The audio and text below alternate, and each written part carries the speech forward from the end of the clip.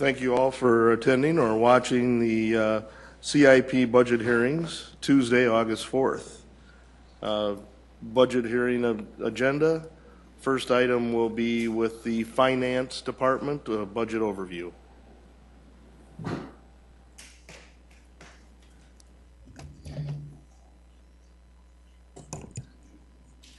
Good afternoon, Council. Tracy Turback with the Finance Office.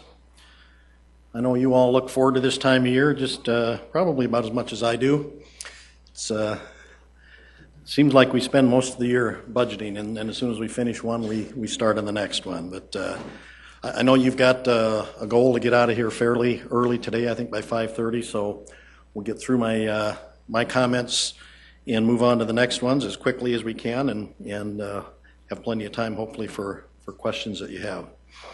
Before I get started, I do want to recognize the endless hours that my finance team puts into the budget. They really start sometime around the first of the year working on the next year's budget, and I really truly thank my lucky stars every day that I've got such an outstanding team, and they work so well together and with the other departments, and really do an outstanding job in pulling together a budget and bringing it from the very early stages of the process to today and to the budget book that you have before you. So it's really my hat's off to them, as well as the directors and their budget teams and all the individual departments. They really do, I think, a great job of putting the interest of the public first and trying to stretch the budget dollars to the extent that we possibly can. I also want to thank David Bixler. I know we have a really good working relationship with David, and he's been a real asset to the process, I think, in terms of communications and answering your questions and helping us get you the information that you're looking for. I know not all of you are budget geeks. Some folks like budgets more than others. I was reminded or found a quote from one of our former presidents, George W. Bush, who apparently wasn't much of a budget geek either, but he was quoted as saying, "It's clearly a budget. It's got lots of numbers in it." So, important part of the process, of course, is informing the public on the city budget, where the dollars are coming from, where they're going. There are a lot of opportunities for people to learn and hear about the budget. Of course, starting today, our budget presentations will continue for the next 3 Tuesdays through the 25th of August. You can see the list there of the individual departments and budgets that will be covered. All of these meetings, of course, are streamed live online and broadcast on CityLink. We also have the budget documents available, of course, on the city website. And then in September, there'll be an opportunity for public input with the first and second reading of the budgets. Very quickly, running through kind of what provides the backdrop for our budget this year, the Sioux Falls economy. That's something that's key to us. We talk about it all year long with you folks. Nothing new here. We know we've got strong employment. We continue to see high levels of construction activity, which of course translates to a growing property tax base, and we continue to see our sales tax revenues grow in a very positive way. This is the same chart you see all year long. We did just get the June data. The unemployment rate in the Sioux Falls MSA did drop in June to 2.9%. So we continue to see very, very strong employment numbers. In terms of the number of people working from June of 2013 to June of this year, we've seen an increase of almost 4,000 people employed in the MSA. So that really reflects certainly the growth that we're seeing in the community, but certainly provides a strong underpinning for our budget going forward. This is a little bit different graphic than what I show you each month on the construction activity. You can see this is more of a historical perspective of where we are at June each year, which is the blue bar, and then where we ended the year, each of those years going back to 2005, which is the red bar. And you can see that this year we're starting out really incredibly fast. The first half of the year, our building services department has issued $376 million in building permits. That's the most ever through the month of June. And we're seeing very strong permitting and construction activity in the commercial sector, which is certainly a very positive thing to see. And the numbers for July just came out when they issued permits for another $84 million in construction in July. So it's showing no signs of slowing down at all. Of course, that construction activity is important in a lot of ways. One of the things we look forward to then with new construction is that eventually that new construction will end up on the tax rolls and generate positive property tax income for the city. This again is a historical perspective of the percentage increase in our property taxes from year to year, beginning in 2006 on the left and through 2016 on the right. And the colors differentiate between what the inflationary increase we're allowed an increase in the CPI rate of property taxation, and then the red represents the growth in our tax base or new properties coming on the tax rolls by virtue of new construction. For 2016, we're projecting an overall 4.5% growth in our property taxes, which is accounted for by 4.5% from new properties coming on the tax rolls, and then 1.5% is the inflationary adjustment allowed this year. That growth will translate into $2.4 million of additional revenues for our city general fund, and the inflationary increase amounts to $800,000. This is our rolling 12-month growth chart on our general sales tax. You can see through June, it's growing at 6.8%. We just got the numbers for July this morning, and we continue to see strong growth in our general sales tax. We are projecting that we'll grow by the end of this year by 7% for 2015, and the budget anticipates 6% growth in 2016. As we usually do, entertainment taxes, we like to look at those as a measure of, to some degree, of discretionary spending in the local economy, and we continue to see very strong growth in our entertainment taxes. So that provides kind of the backdrop for the 2016 budget. Most importantly, I think the community is growing. The economy certainly reflects that. We're adding somewhere in the neighborhood of 3,000 to 4,000 people a year, and that certainly cuts both ways. It certainly provides additional revenues to the city, but it also places additional demands on city services. So now looking at the budget, some of you that have been through this presentation before will recognize some of the next slides. We try to present the overall city budget in a way that makes sense to people that don't necessarily work with budgets every day. The city budget is complicated. The budget book itself runs 165 pages long. The CIP book is another 235 pages, so it's tremendously complicated, and reflects, of course, all 12 city departments, plus the mayor and the council departments.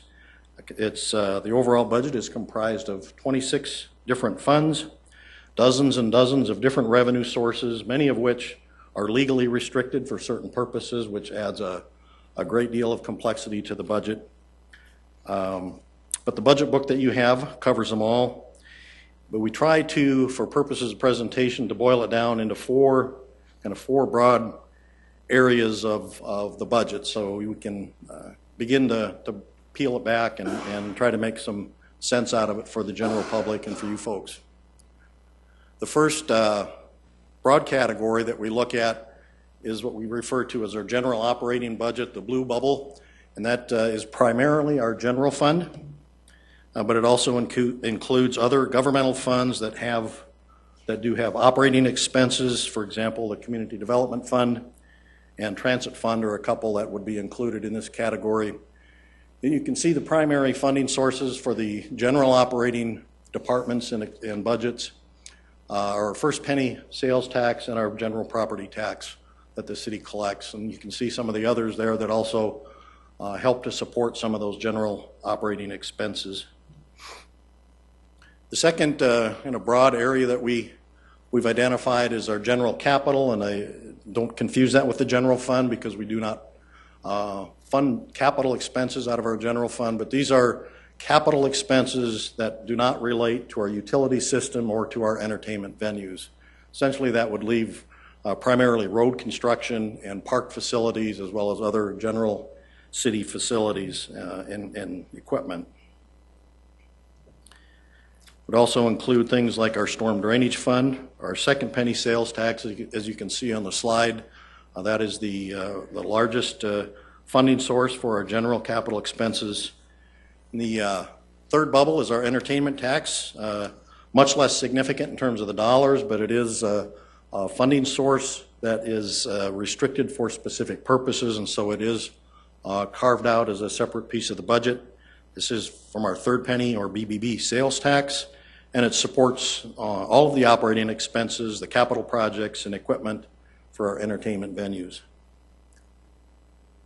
The fourth bubble is the utility or our enterprise funds. We maintain 5 enterprise funds for the services that you see listed there: water rec, landfill, lights, and public parking. These are accounted for separately.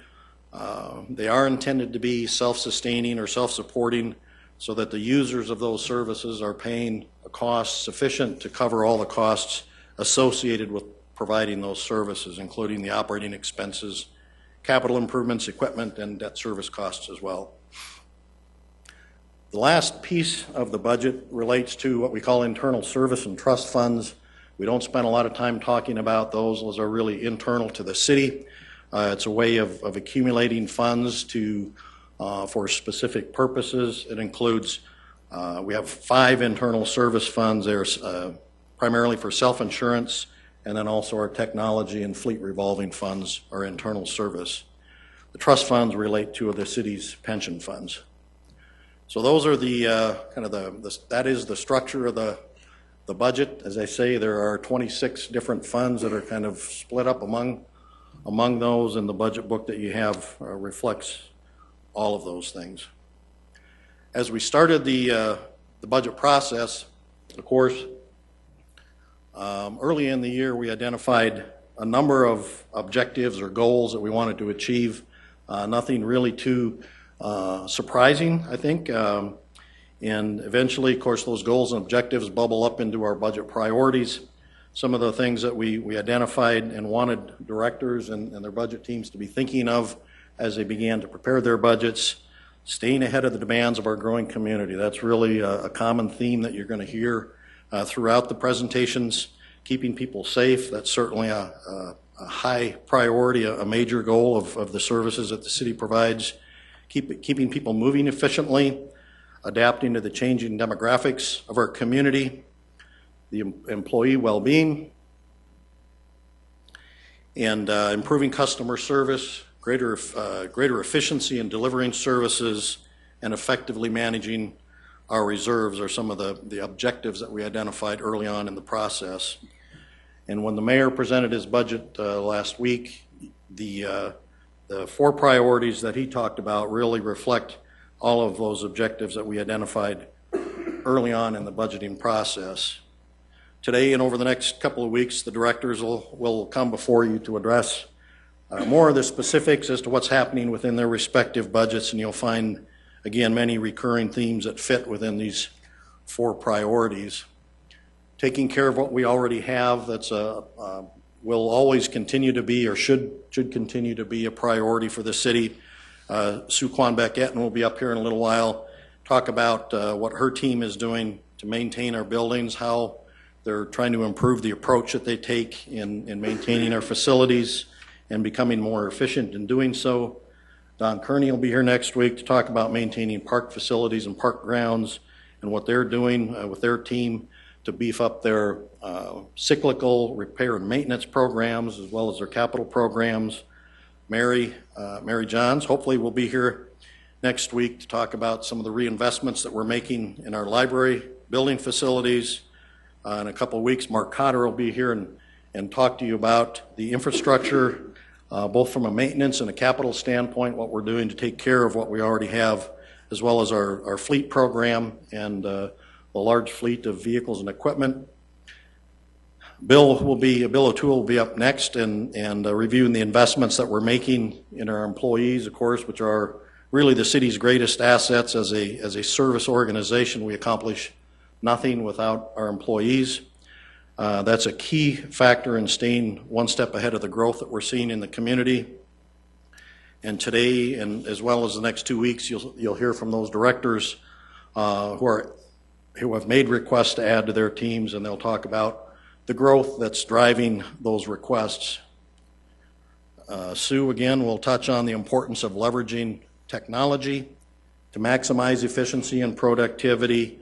Doug and Barthel and Jim Sedaris later today will talk about the investments that we're making in public safety, significantly being driven by the growth that we're seeing in the community. And of course, the same thing in public health, building services, a lot of the growth, budgeting priorities that we're seeing in those departments clearly being driven by growth. Mike Cooper will be here next week and talk about the challenges that we're dealing with and trying to address with the transit program and implementing the task force recommendations that came out of the City Council's transit task force over a year ago. And of course, you're well aware of some of the other tough issues that we're trying to tackle relative to the user fees in a number of areas. And under the heading of capturing long-awaited opportunities, Don will be happy to talk about the opening of the Indoor Aquatic Center in 2016 and the initial operating budget associated with that.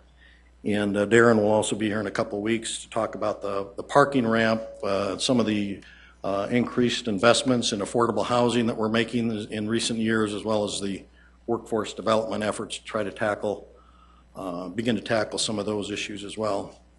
And of course, Mark Cotter will touch on Foundation Park and some of the challenges that we have in capturing that opportunity and the investments the city will be making along that line. So those are kind of the priorities in a very much of a nutshell that we're trying to address in the budget. In the mayor's presentation, of course, you heard about the increase in the overall budget of about $63.5 million, and I want to just quickly walk you through where that increase is occurring so you can begin to get your hands around that. We start, of course, with the original 2015 budget of a little over $407 million. And the piece of that, the green bubble, which represents our utility funds, our 5 enterprise funds, accounts for the major share of that $63 million increase. In fact, that's the utility funds by themselves are up $34.9 million. That's about 55% of that total increase. That's really being driven primarily by two things. The Water Reclamation Fund has a very large sanitary sewer outfall rehab project in the budget for next year. That's $23.5 million. And then, of course, the parking ramp is the second big driver in the increase that we're seeing in our 5 enterprise funds. That's a $12 million project. The blue bubble, the general operating, is of course, as I said, made up primarily of the general fund, and that's up a total of $9.6 million in that area. And the general fund accounts for $9 million of that, and we'll drill down into that a little more in a few slides. The general capital, the purple bubble, we're seeing an increase of $14.1 million. The majority of that is in investments and projects for roads and storm sewer infrastructure. In the entertainment venues, we'll show you later today and where that's increasing. The total budget for that fund is increasing about $800,000. That's primarily in repair and maintenance and those capital investments in the Washington Pavilion. And then lastly, the internal service and trust funds are increasing 4.1. That's primarily tied back to our self-insurance fund for our employees' group health, as well as our technology revolving fund and some of the projects that Sue will be talking to you about here in a minute in terms of our software initiative. So those things combined to bring us to the total recommended budget of $470.6 million. So that gives you, I think, a fairly good picture of what's changing in the budget, or at least where things are changing, before we start to drill down further into the budget. The overall expenditures, looking at that in a little bit different perspective, this graphic shows you the total $470 million and kind of how that pie is sliced up. Utilities are those 5 enterprise funds accounting for the biggest piece. They're 28%. That's about $134 million. You can see going around then kind of counterclockwise on that pie chart. Highways and streets account for 15%, or a little over $71 million. Public safety, 13%. Culture and recreation, 9%. And then you can see kind of where it goes from there. So that's a kind of a bird's eye view of the overall budget expenditures. Of course, in order to fund that, our revenues have to equal at least that much, and the revenue pie is made up. The largest slice, of course, is taxes. I don't think that surprises anyone. 43%, a little less than half, comes from taxes. That includes a variety of tax sources you're familiar with: our sales, first and second penny sales tax, our BBB tax, property taxes, entertainment tax, storm drainage, and others. Charges for services is the next largest source of revenues for the budget, $121 million. And of course, that's primarily our enterprise funds, again, those that are fully supported from user fees, and you can see how the rest of the funding sources shake out on that pie chart. Looking now at just the general fund, and the next several slides we'll look at just the general fund itself. This is really where we spend most of our time in terms of talking through the budget, what's in there, what's changing, where are we investing some of our new revenues. This slide really just gives you a very high-level comparison. The recommended budget for 16 compared to 15 for both total revenues and total expenses. And you can see the expenditures are increasing $9 million, and revenues are also increasing $9 million. So those changes are very much in line with one another. General fund revenues totaling about $153 million. You can see the primary sources, of course, are taxes. Property and sales taxes account for $126 million. It's about 82% of our general fund revenues. The government shared revenues, the $12.4 million, that's made up of things like grants, state and federal grants that we might get, motor vehicle fees when you register your car. A portion of that money finds its way back to the city. Bank franchise taxes, liquor taxes, those types of things that the state collects and then through statute allocates some of those dollars back to the local government entities. Charges and permits, $12.2 million, relates really primarily to 3 departments: building services, of course, all those building permits that we're issuing and related permits. The health department generates a lot of charges for services. That's part of our general fund operation. And then Park and Rec collects about $1 million on charges for participation in their programs. And then there's a whole host of other revenue sources that will make up the remaining $2.4 million. I mentioned the $9 million increase that we're anticipating in general fund revenues in 2016 really is coming from primarily from 4 sources. We're anticipating, as I said, sales taxes to increase at 6%. That would generate about $3.5 million. Property taxes, from the earlier slide you saw, are increasing or anticipating an increase in revenues of about $3.3 million.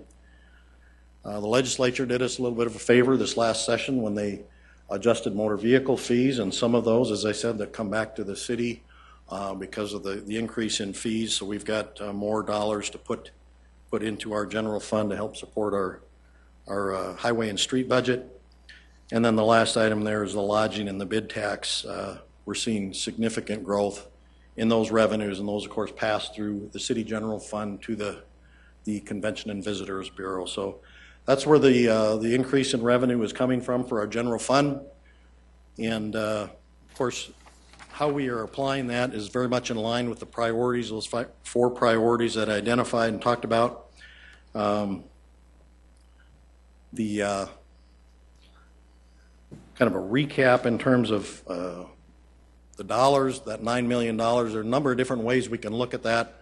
and the budget, of course, can be looked at from any number of perspectives. You can slice and dice the data a lot of different ways to try to understand it better. This is one perspective on applying that $9 million in additional general fund revenues. You can see that the wage and benefit increase just to the existing workforce within our general fund, $4.1 million. We're anticipating across our general fund departments about $500,000 in inflation in our utility costs for those departments that pay utility budgets or expenses. The going beyond then some of the basically staying, maybe I should explain a little bit about how we approach the budget process for the general fund. First of all, the first priority is to try to maintain service levels as best we can in all of our departments, and increasing wages for the existing employees that are under contract and part of the pay plan. That's kind of a given, that those dollars have to be allocated simply to maintain the service levels. And once we've satisfied our ability to maintain service levels at the current level, then we can look at increasing staff, we can look at adding new programs, we can look at taking on new initiatives. And some of those additional dollars that were available then for initiatives, you heard the mayor talk about the additional staff that's being proposed. 21 of those folks are those positions would be in the city general fund. That amounts to about $1.5 million impact to the general fund. And then this year we also have a major initiative that's kind of been ongoing in recent years in terms of renovating our buildings and reinvesting in the facilities. You'll see a number of large repair and maintenance and remodeling projects within the general fund budget this year, and rolling all those together to about $1.9 million. And then the other item I'd mention on here is the Midco Aquatic Center. What we anticipate will be named the Midco Aquatic Center. As you know, will be opening in the fall of next year, and so we've got a budget for several months of operational expenses there. That accounts for about $300,000 of that $9 million that's being applied within our general fund. Looking at that $9 million from a little bit different perspective, slicing it and dicing it a little bit different, looking at the areas of city government or the types of services where those dollars will be applied. You can see the $9 million is made up in different functional areas. The culture and recreational area, which are really parks and libraries for the most part. You can see is we're applying $3 million of that $9 million to library renovations. I mentioned, and I know the mayor mentioned the Cayley branch, a significant remodeling project that will be that is in the proposed budget for Cayley. Parks, we're really looking at beefing up their cyclical maintenance programs, as well as adding some additional staffing within the Parks Department for the Aquatic Center and the Parks maintenance crews. Public Safety, you can see, is taking $2.7 million of that $9 million.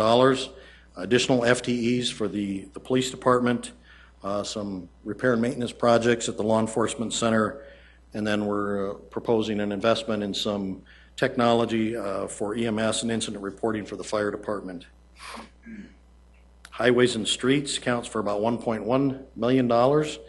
That's really going into our snow removal program. Those costs continue to go up. Street maintenance activities, and of course the engineering services that support a lot of what happens in our street department. So all those things combined then add up to that $9 million increase in the general fund budget. Adding that to our original 15 budget gets us to that $158.9 million proposed general fund budget. This is another very high-level look at the general fund and how we're applying reserves. The 2015 original budget that you folks approved used $5.3 million, or allocated that much, to demonstrate that our budget was in fact balanced. Now, I should point out that that's something that occurs every year. We utilize within the budgeting process a portion of our reserves to demonstrate that we're balancing the budget. The actual use of reserves has not occurred since 2009. That's the last time we actually took money out of our reserves over the course of a year. And of course, you'll recall the economy in 2009 was very, very different than what it is today. And we spent in that year about $1.1 million of our general fund reserves. Since that time, we've added approximately $5 million to the general fund reserves. And for 2016, the budget is proposed to use $5.3 million again to demonstrate that balanced budget. As I've mentioned to you recently, I do anticipate that by the end of 2015, we will actually utilize some of our reserves, so I don't expect that we'll be adding to reserves this year. I expect we'll be somewhere in that $2.5 to $3 million use of reserves. And that's something that we've been anticipating, been planning for. With the opening of the new fire station this year, that's a big piece of it. And then, of course, we'll follow through next year with the initial opening of the indoor aquatic center. And so at times like that, when we roll those new facilities into our operational budget, that's when we utilize a portion of our reserves to phase that into our budget.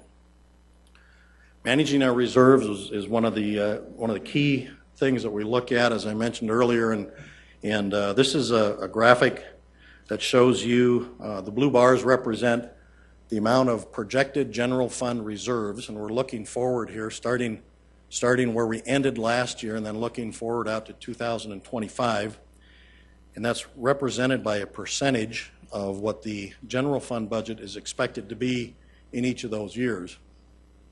Of course, that involves a lot of estimating on how quickly the general fund budget might grow and how quickly our revenues will grow over that time as well. But you can see, I think very clearly, the impact that rolling those new facilities like a fire station or an aquatics facility has on our general fund reserves. And that's not a bad thing. It's just something I think that we all need to understand and be aware of. And it is, as I said, something that's planned for. This graphic is probably the most important slide in all the presentations that you'll see, at least from a long-term financial perspective, looking out for the city's best interest and making sure that the city stays on track from a budgeting perspective. So you'll see in 2015 that the percentage will drop. It also coincides with opening this year of fire station number 11. We're anticipating that percentage will drop again next year in 2016, coinciding with the opening of the aquatic center and also the second year then of operations of that fire station number 11. As I said, we plan ahead for these new facilities. We spent a lot of time talking about this internally, a lot of time developing this forecast, and it's very appropriate to use our reserves to buffer the impact on the operating budget, so that when we bring on a new fire station or open a new recreational facility, the rest of the general fund departments, the public safety and some of these other things don't get turned on their heads simply because we're opening a new aquatic center. So it's a key element, I think, to understand in terms of managing our reserves. You can see in this projection, the reserves are expected to bottom out, so to speak, at right at 25%, just a hair below 25% in 2019 and 2020, with the opening of the fire station number 12. And after that, relative to the total budget, then we'll begin to grow again in 2020. And we put the projected, the graph represents the percentages, but also along the bottom of each bar, you'll see the projected dollar amount of what we're anticipating to have in those general fund reserves. So you can see, even though the percentages may not be moving much, there are, through some of those years, dollars being put into reserves. But because the budget is growing, it takes a larger and larger reserve to hit that 25% target. So you can see from, for example, from 2016 through 2021, that in percentage terms, it stays very, very flat. But in 2016, we're projecting $40 million in reserves at the end of the year. But by 2021, we'll have $48 million. So there's kind of a dynamic there. I think that also is important to understand the percentage of reserve versus the number of actual dollars in the reserve. Again, I think this is one of the most important slides. It's certainly from our finance department perspective, the most important tool that we utilize in keeping the city on track, keeping the general fund on solid financial ground, and it really does help keep us out of trouble and accounts for the long-term impacts of some of those capital projects that we do in particular.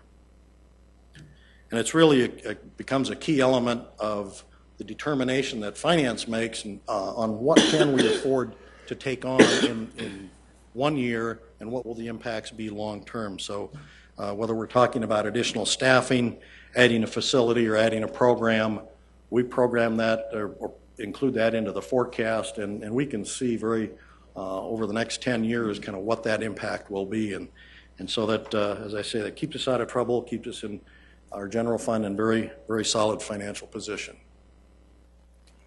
Now, moving beyond the general fund, getting back to the purple bubble, the general capital, you can see, again, that's primarily from our second penny sales tax. You folks know that those dollars are dedicated for capital improvements. There are also some grant funds and fees and assessments that also contribute to some of those general capital projects, but primarily it's the second penny sales tax. For 2016, they total a little over $80 million. You can see the largest piece of that is for roads. That $48 million also includes some storm drainage infrastructure improvements as well. Parks next year is programmed for $8.5 million. The equipment, or what we often refer to as our OSEP program, accounts for a lot of that, $8.1 million. And then the other city facilities of $12 million, and that's largely made up of debt service payments on past city facilities, some of our quality of life bond issues, debt service payments on those, as well as payments on the event center bonds.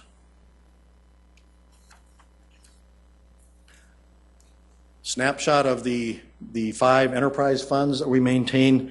Again, that's a very significant portion of the budget, a total of $134 million plus.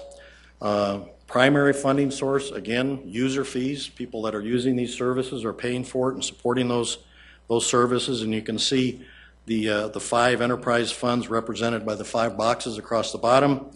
The largest, of course, is the Water Reclamation Fund, and it's in a normal year that's the largest, and this year is certainly no exception with the large sanitary sewer outfall project that's included in that $62.4 million. Water Fund is fairly flat, actually down a little bit. The $39 million is down a little bit.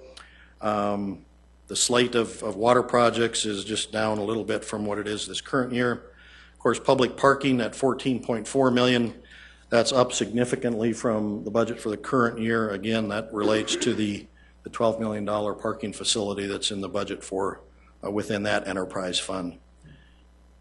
Electric at $9.4 million, that's up modestly, about $1.3 million, and that really relates to, again, capital improvements that are being made to improve the electrical circuits within that enterprise.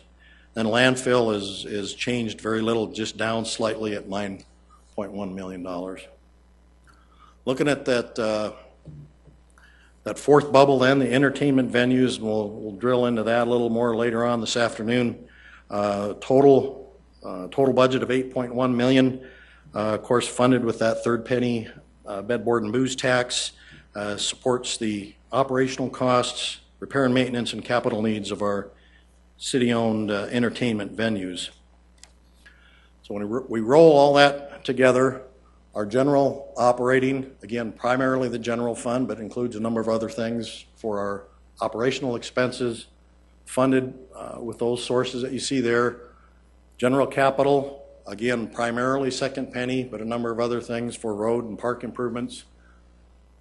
Entertainment tax, our enterprise funds, you can see the dollars associated with each of those. Our internal service and trust funds bring us to that total $470.6 million budget. Now, with that, we'll move on to a overview of the personnel portion of the budget. Bill O'Toole will take us through that.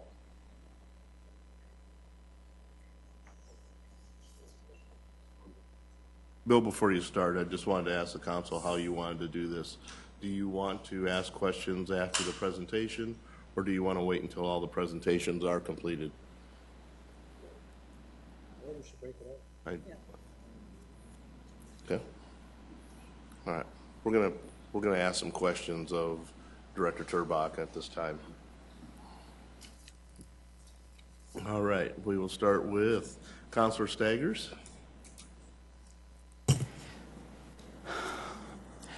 Tracy, can you tell us where this new administrative building is located at in the budget? I'm sorry, I didn't hear that question. Administrative building, the new one, where it's located at in the budget? The budget associated with that project for 2016 in the budget that you have is $250,000. That's intended to fund some of the preliminary cost of moving that project forward. The total project cost, as you know, is unknown at this point, and so we don't have the project itself in the budget. That's something that will have to come before the council once that cost estimate is known.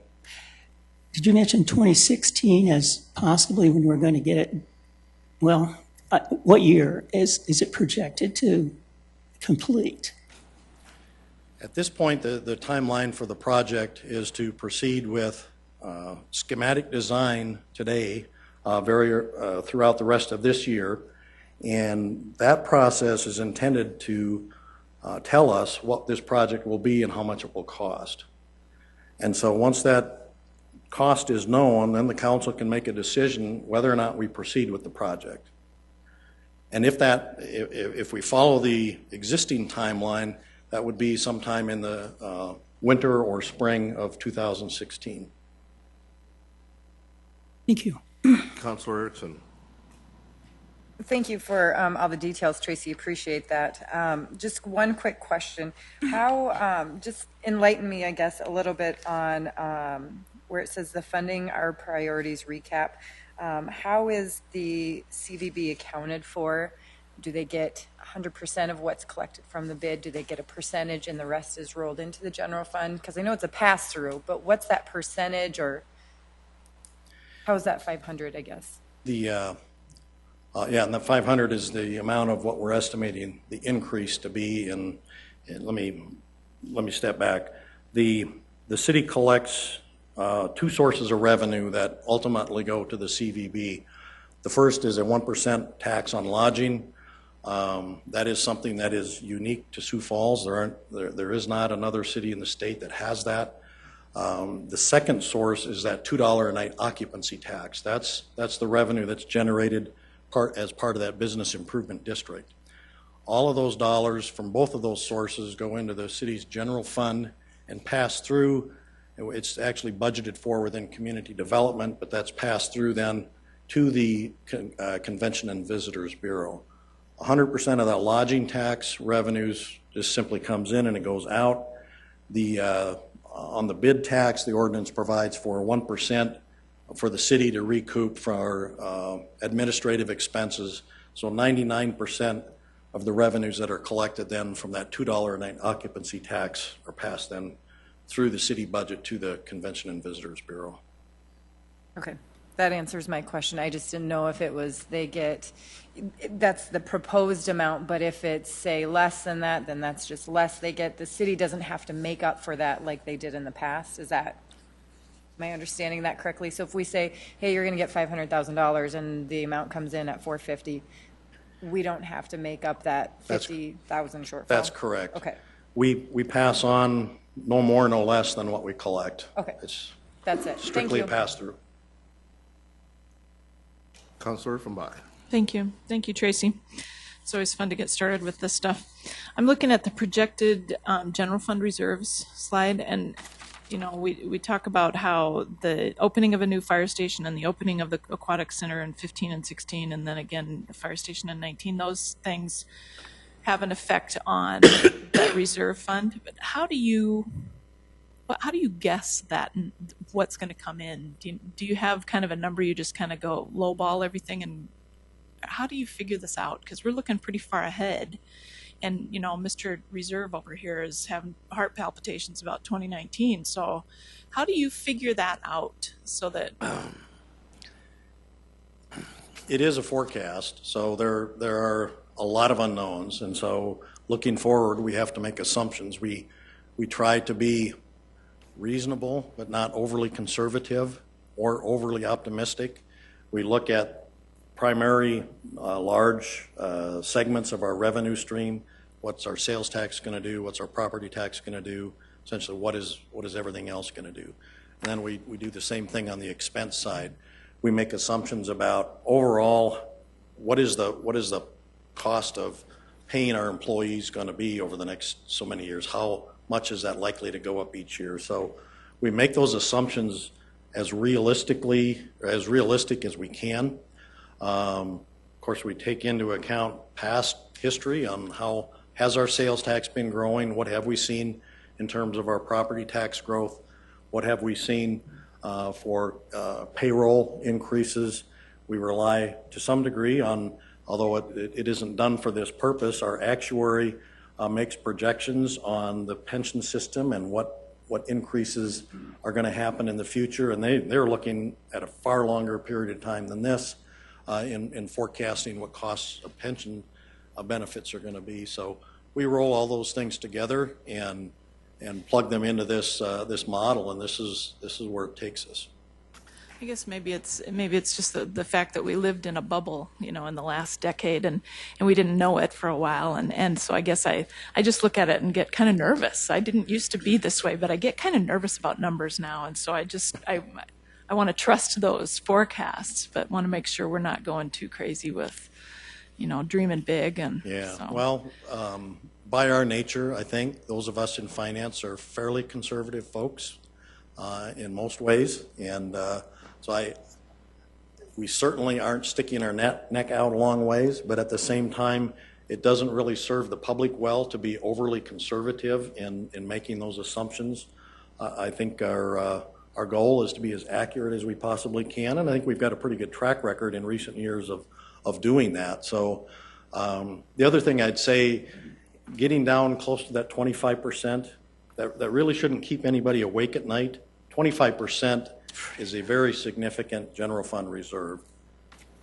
Many communities set policies far lower than that. And they do okay. One more question, if I might, fine. Mr. Chair. I then want to look at the property tax growth slide.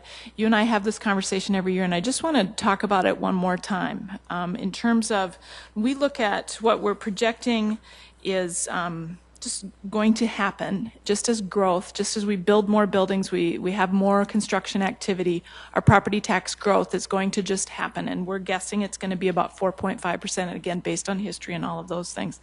Then talk about that CPI, that 1.5%.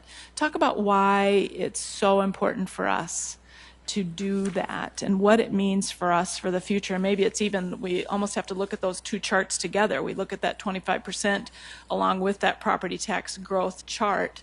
Can you just talk about that again, why we do that in Sioux Falls? Right, and this year that inflationary adjustment that we're permitted under state law, as I said, is 1.5%. Very modest increase.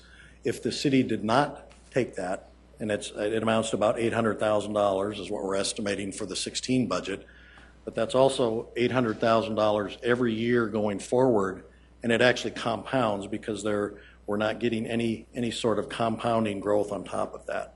So this chart, rather than bottoming out at 25%, and when we've done it before, and we didn't prepare it for this year, but we certainly could. But what we've seen in the past is the compounding effect of foregoing that inflationary adjustment 1 year can have a very negative consequence, and you would see our reserves very likely fall below 25% and continue to fall.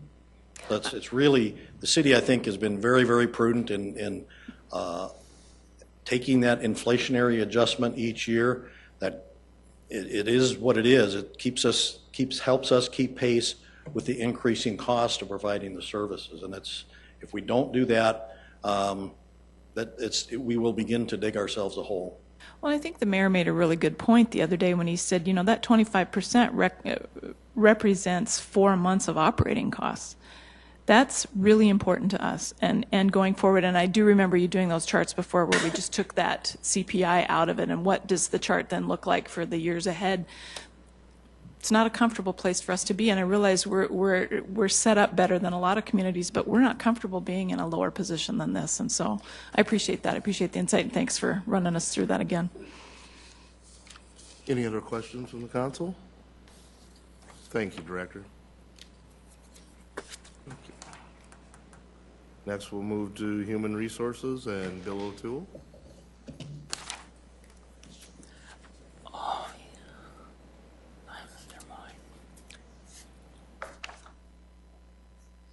Good afternoon, City Council. Bill O'Toole, Director of Human Resources. It's my pleasure today to introduce and present the personnel overview for the 2016 budget. And before I get started as well, I'd like to recognize Angie Youthy, our Compensation and Benefits Manager, who did a lot of work in preparing me and the information in the presentation today, as well as the finance team, who provides a tremendous amount of support for this process as well. What I'd like to do today is go over the functional allocation of personnel throughout the City of Sioux Falls, look at how many employees per 10,000 population that we have. I'll share with you some employment statistics. We'll review those 2016 personnel service dollars in terms of the total budget and break it down into the general fund so you can see where those dollars are going. And then we'll get to those recommended new positions in 2016. I think if you take a look at how we spread our city employee resources across city government, I think it tells a picture about the priorities of city councils and mayors, and this pie chart is no exception to that. There's an obvious support and priority for public safety in this community. There always has been, and we have 40% of our city employees, or approximately 498 city employees dedicated to public safety between our police and fire departments. And just moving around the chart, the enterprise and internal service have 197, or 15%. Culture and recreation, 141 employees. General government, 129. Highways and streets, 123. Health department, 79. And urban and economic development at 58. Another, I think, very important perspective that as you look at the number of city employees that we have, that you look at in relation to your population and those that we're serving. Obviously, the city employees are the ones delivering the programs and services of local government. And what you're looking at here is a span of 25 years from 1990 to 2015. You can actually see that what we have done is over that time period, we have reduced the number of city employees per 10,000 population over that period of time from 1990, where it was 83, to 2015, where it's at 71. And what that represents over that 25-year period in terms of population, the growth was 68% increase in population. The increase in city employees over that time period was 43%. Another thing we like to do is get a benchmark, at least to some comparative cities across the region in terms of how many number of employees that they have per 10,000 population. And you can see here that we fare quite well in terms of our comparisons. And again, I always like to give the caveat that we're not comparing necessarily the services that each city provides. It's just giving us some sort of comparison with respect to our employees. Next, I want to share some employment statistics, and really the interesting feature to see here is our number of vacancies and the average number of applications that we receive for our vacancies. And you can see that from 2008 through 2014. And you can see there has been a little bit of a downtrend, and we're averaging about 53 applications for every city vacancy that we have. That number is a little, I guess, misleading, if you will, because if you look at the number of vacancies, it's also a much higher number in 2014 than some of those other years, bringing that average down a little bit. But overall, what I can share with you is that while our number of applications, our average per vacancy is going down a little bit, we're still getting very good quality within that field. Another statistic I always like to share is our turnover rates, and I know this council understands and appreciates we enjoy a very low turnover rate as a public sector entity. 2014 was a bit of an exception, but it also wasn't any surprise. As you all know, we went through and made some significant changes with respect to pension reform, and we had a lot of people hold back on retirement, so we did see a spike in 2014. We do expect to see higher numbers in 2015 as well, but we do see that going down just a little bit. And just to give you a flavor, we had an increase of retirements of about 70 people over 2013. So that was a significant jump, but again, not unexpected. Now, looking at the 2016 personnel services, the total budget of the City of Sioux Falls to $470.6 million. If you look at that in its totality, the personnel services or personnel costs are 26% of the total pie. And as Tracy indicated before, a lot of our costs are borne out of the general fund. So if you break that down then into the next illustration and look at the percentage of the general fund, the $158.9 million, personnel costs represent $102.8 million, or 65% of the general fund. And there again, we always like to look across the spectrum from multiple years to see if there's any significant fluctuations. I wouldn't expect to see any. And again, you can see that it remains fairly static across the years and really pretty even to 2015 budget at 65%. So how does that get allocated across the spectrum? Again, the 65% personnel costs, if you break those down, the pie chart on the right side gives you the breakdown, and as I think everybody would expect, that wages and salaries at 73% makes sense, followed by pension costs, and then health and dental at 10%, and OISI, or workers' compensation, or Social Security Medicare at 4%.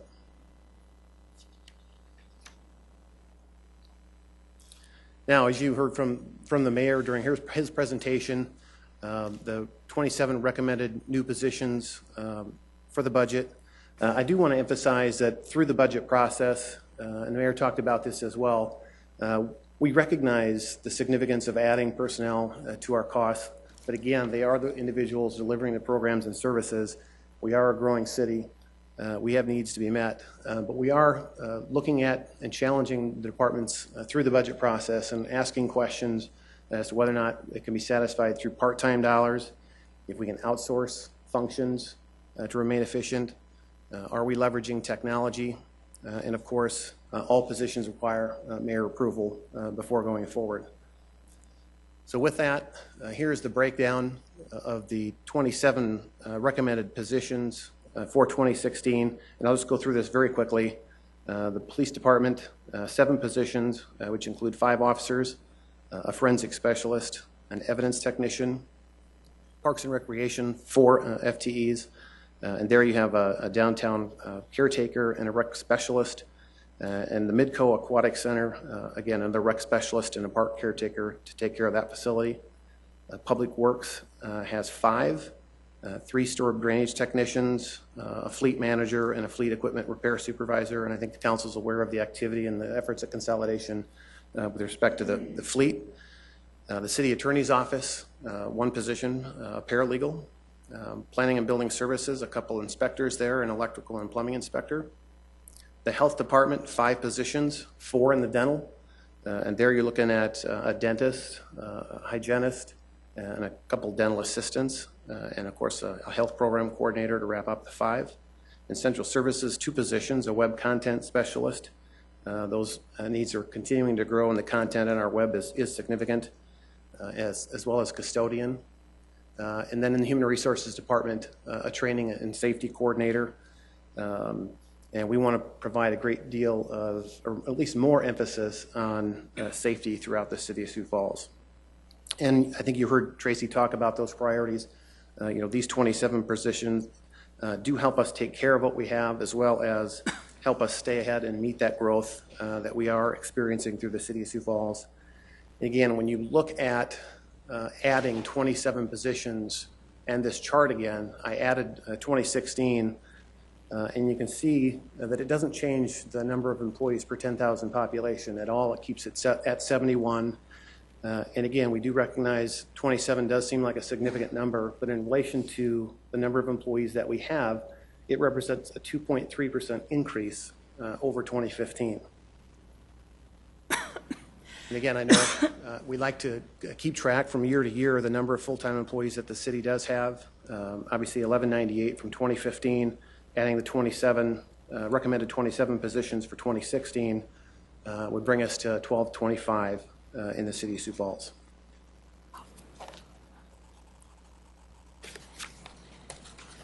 And again, as Tracy mentioned, and as you saw in the presentation earlier, we are always looking and planning for the future, what our potential personnel needs are going to be moving forward. And that kind of short-term look in the next 5 years within that capital plan.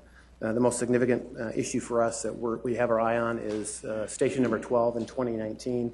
And as this council knows, whenever you do open a fire station, there are some significant costs of doing so, because 15 firefighters represents approximately about $1.2 million. So we are keeping an eye on the future on what those needs are. And as Tracy indicated, that's all included when they do the forecasting. And I'd like to leave you with this slide that again, out of the employee or the citizen survey, 74% of our citizens rated the overall customer service by our employees as excellent or good. And we're very proud of that number and the work that the City of Sioux Falls employees do. And with that, I'd be happy to answer any questions that you might have. Questions from the council. Councilor Jamison. Bill, thank you for the update, the email you sent as well with the breakdown of all those individuals' proposals. When a department determines that they think they need a new person or want to add staff, how do they make that request? How does that unfold? We have got a clearly identified process that we utilize during the budget process, and each department will submit a request utilizing a form along with making a justification for their request. Just that simple, that I need help here, help. Well, they're working with their finance analyst. I mean, it's a collaborative process from the get-go. The analysts are very close to each of the departments. They're working with them, looking at their budgets, looking at their staffing needs. They're working with HR, and we're working with them. But at the end of the day, it does come down to priorities, available funding. I think a lot of times, and we always say this, I think you can a lot of times make a justification for a position that doesn't necessarily mean that it's going to rise to the level of a priority and available funding to get there. Okay, and then one last question, if I could, on the, I don't know if it's been 6 months or so ago, there was a consultant group that you hired or somebody hired to review kind of the structure and setup of the organization of the administration. Are there any outcomes from that that you want to share or can't share or that you've implemented? What I can tell you, Counselor, is that we did release a communication piece as it relates to the LMI organizational study. We have not made any significant changes as a result of that. We did release a communication update on July 8th for everybody to see, and I would direct you to that communication piece. There was a lot of good information that came from that, just at a very high level. They did indicate to us that we were very poised to support continued growth in the City of Sioux Falls. Didn't appear to be any major issues with our organizational structures. And citizens were pleased with the services, morale's high. But there were some opportunities that they did identify for us, and what I would tell you right now that what we're focused on, first and foremost, is strategic planning on the administration side, and we are scheduled for a strategic planning session later this month, where we're going to take those recommendations and go through an evaluative process and take a look at that, as well as where we want to go with the strategic planning process, and we will be utilizing LMI for that process as well. Counselor Karski?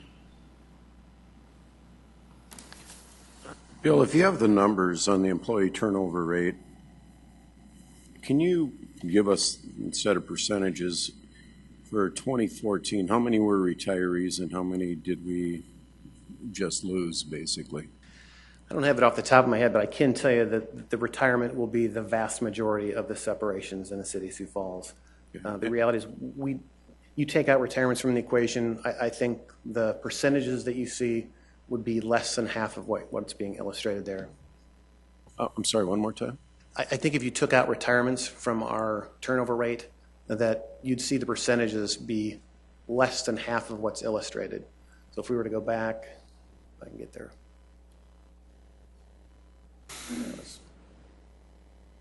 So for example, if you took out retirements, well, I know in 2014 it'd be less than 5%, probably more like, I hate to speculate, but it'd be at least half, if not lower, than what you're seeing there. The vast majority is retirements. That's my point. And the reason I ask is, I mean, for the previous 9 years, they stayed pretty reasonably right around 5%. And we were expecting, because of the changes to the pension system, a large exodus of retirees, but to me, it just seems like it jumped even higher than what we probably, or what I was expecting anyway. I mean, to go from those levels, it just seems like we lost more people than I would have guessed we would have lost. That we lost more than you expected? Yeah. Oh, no, I think this kind of fell in line about with what we expected, and on behalf of my team, we're glad that it's not anymore. Okay. Thank you. Counselor Erickson? Just a couple questions, just looking at the new 27 employees.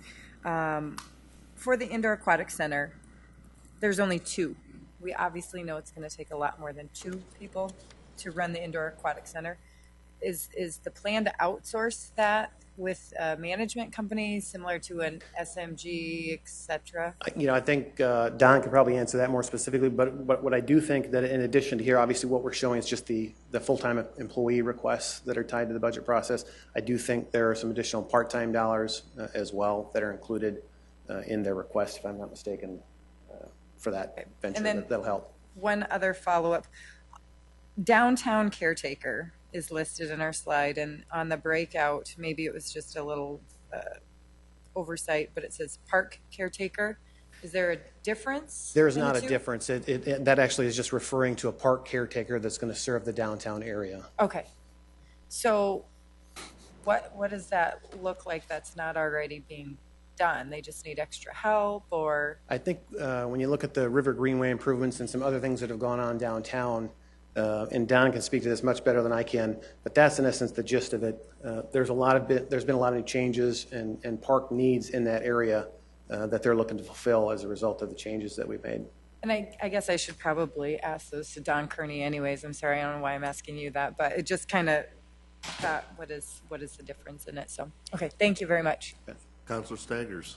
Yes, Bill, we have a $4.1 million increase in the budget for wages and benefits. What percent is that for each employee increase?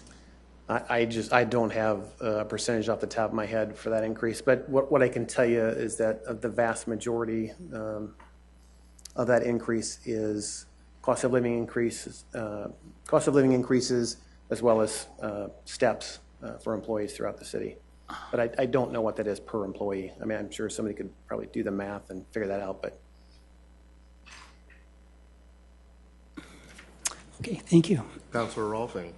Yeah, Bill, I noticed in going through all these by departments, et cetera, that the pension is projected to go up and will probably continue to go up. How long is that before it starts turning back around a bit when we're not putting, because we're putting some more in for the for what's wrapping up?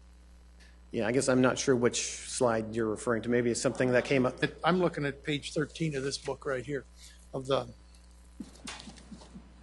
recommended budget, or the human resources on page 12, and it goes from 213 to 96,000, 98 and 14, 94 and 15, 111 in 16, And I'm thinking that that should be turning down somewhere along with the as we, I want to say, as some of the people retire and go into the pension plan itself that we used to have, and then the rest of them are going to be on the state retirement plan.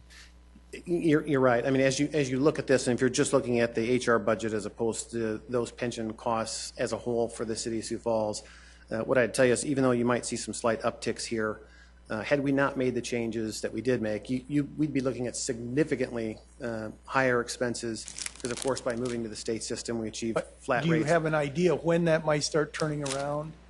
And see, I guess I would argue that it already has. Okay. And that even though you're seeing some of this, we're reaping the rewards of it significantly on multiple different fronts, even though you might see some slight uptick in departmental costs there. And maybe, Tracy, you want to comment on that too?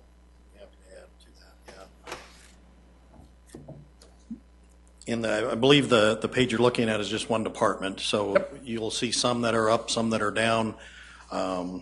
We did some analysis on if we had done nothing, where would we be, well, how much would we be spending on pension contributions versus what we're budgeting for next year. And the analysis showed that on an annual basis, at least for 15 and for 16, the savings that we're seeing, in other words, the dollars that we're not having to spend, are about $2.5 million. So we're starting to see those savings. Now, that doesn't mean that our costs are going to go down, but they were going up like this, and they're no longer going up like that. So that's where the savings are coming through. Kind of like when my wife says she saved me 20% on $500.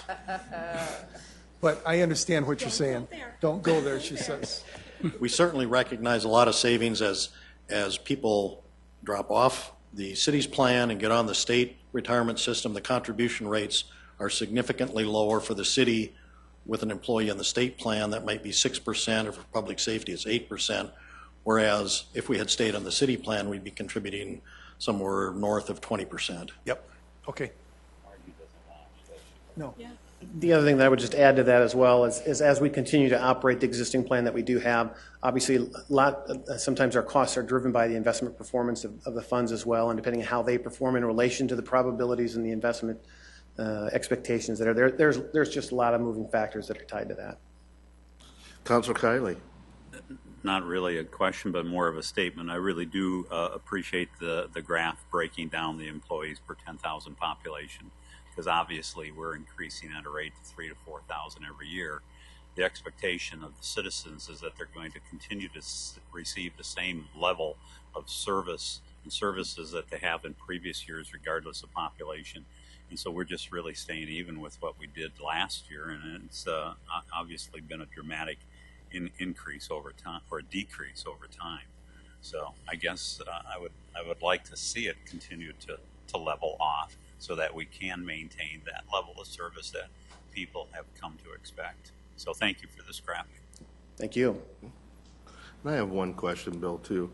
I've heard that some of our retirees have chose to come back in the service of the city as part-time. Is that correct?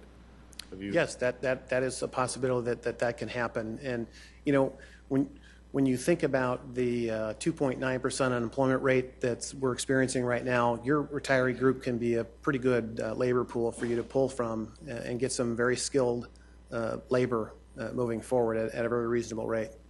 Great. Thank you. Any other questions from the council? No. Thank you, Mr. O'Toole. All right, the next item will be Central Services, and we will have Sue Quambach-Etten giving the presentation.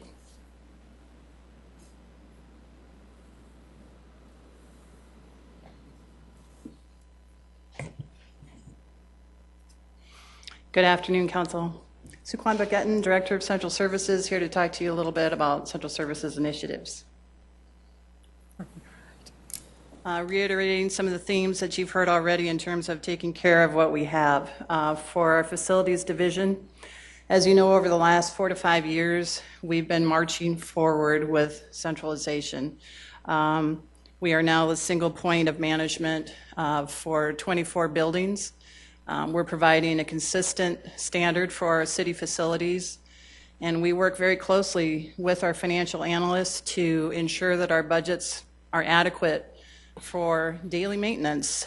So the way that it used to be was that each department was pretty much tasked with figuring out for each building what their needs were and how much that would cost, which didn't make a whole lot of sense. And so now we've got a sizable matrix so that we have a more proactive approach to taking care of our buildings, both internal and external. So the matrix marches through from one building to the next, and we look at everything from a roof to boilers to HVAC systems to elevator repair, and even smaller things, focusing on our cyclical repair for even smaller items like carpet and paint and things like that that you need to do to maintain an adequate facility and to make it nice for our employees. As you know, we've been working diligently to bring some of our facilities up to speed in terms of HVAC systems, and even this building in terms of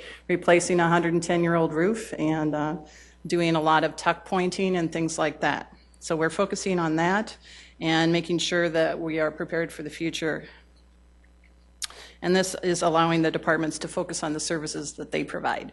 So for libraries and for fire and for police, let them focus on what they do. We've consolidated over 20 contracts now within facilities. So everything from electrical to plumbing to HVAC to elevator maintenance, even things like custodial paper products and cleaning supplies. We can get volume discount if we do it the right way, and that's what we've been doing. So slowly but surely, that's what we've been working on over the last 4 years.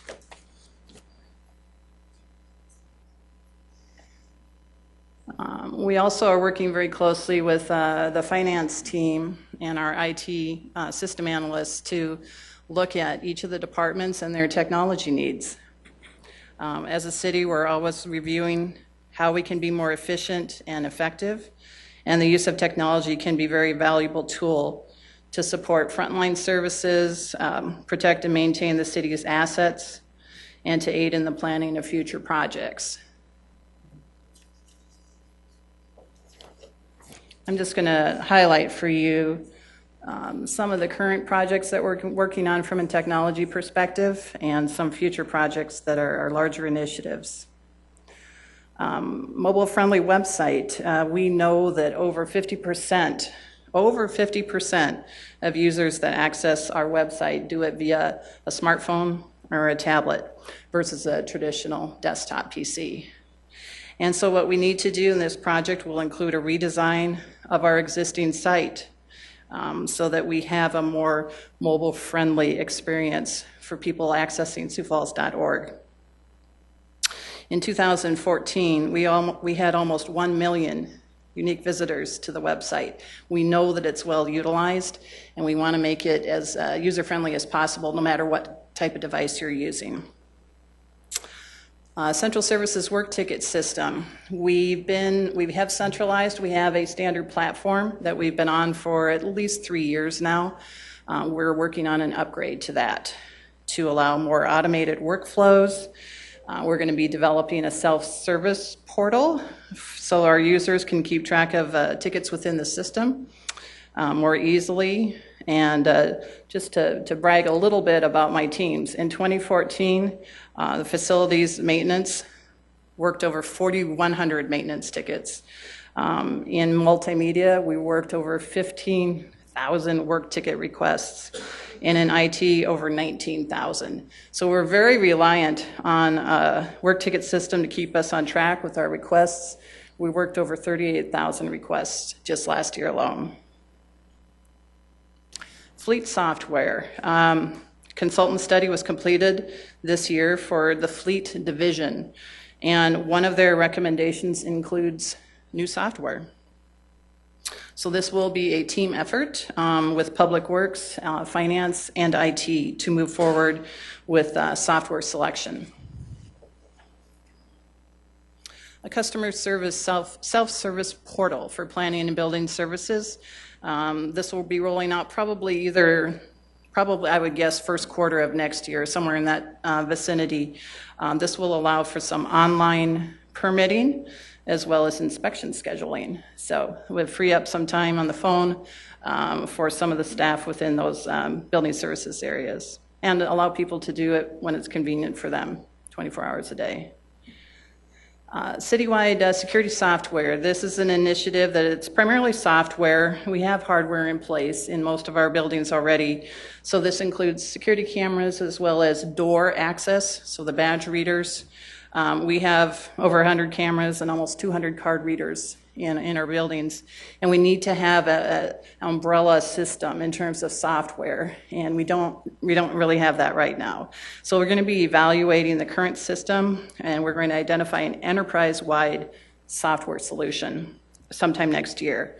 So right now what we've done is assembled a project team, including members from IT, certainly facilities, police, finance, purchasing, library, risk management, and public works. And we'll be doing a needs assessment, we'll gather those requirements, and then we'll do an RFP later this year, and software selection hopefully next year.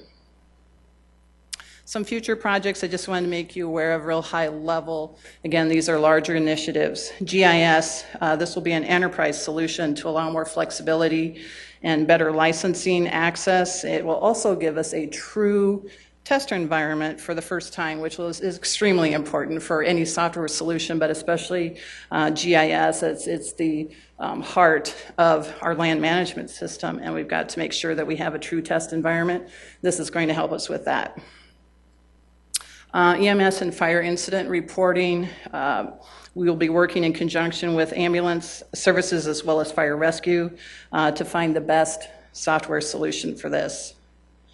And then the last one I was going to mention, public safety, software, and asset management. These will both be multi-year projects.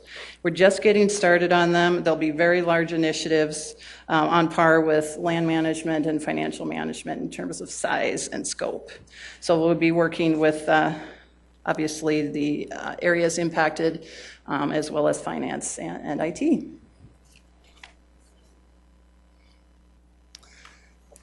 So those are my updates for you today. Do you have any questions for me?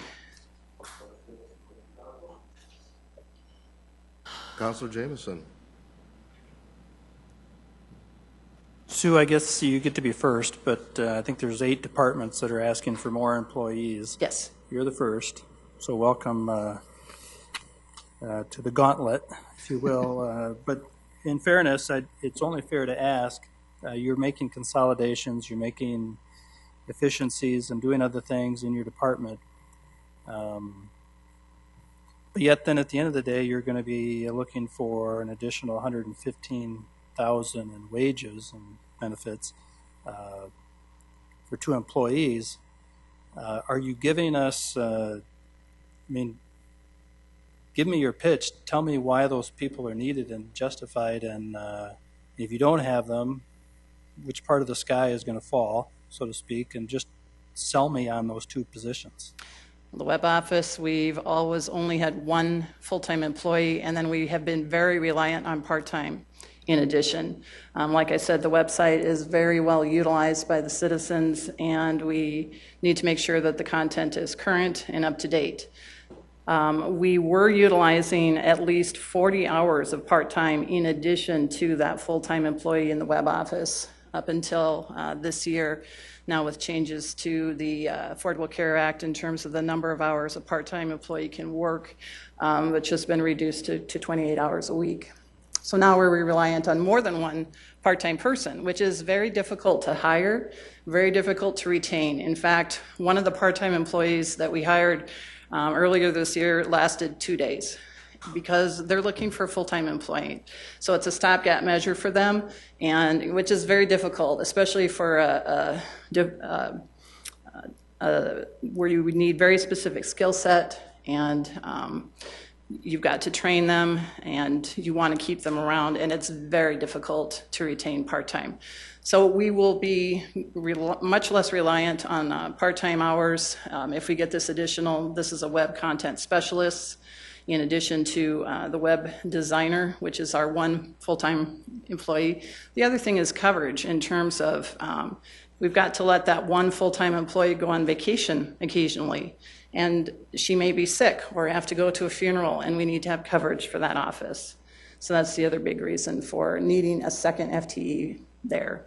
In terms of the custodial, again, we will be offsetting some of that expense with reduction in part-time hours. We've gone through 45 plus part-time custodians in the last couple of years. It's a revolving door. It's very inefficient. The time that it takes for posting, interviewing, hiring, training, and again, just to have that revolving door, it's very inefficient.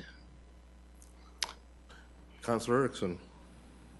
Just to piggyback off that, so if you add this one web content specialist, Yes.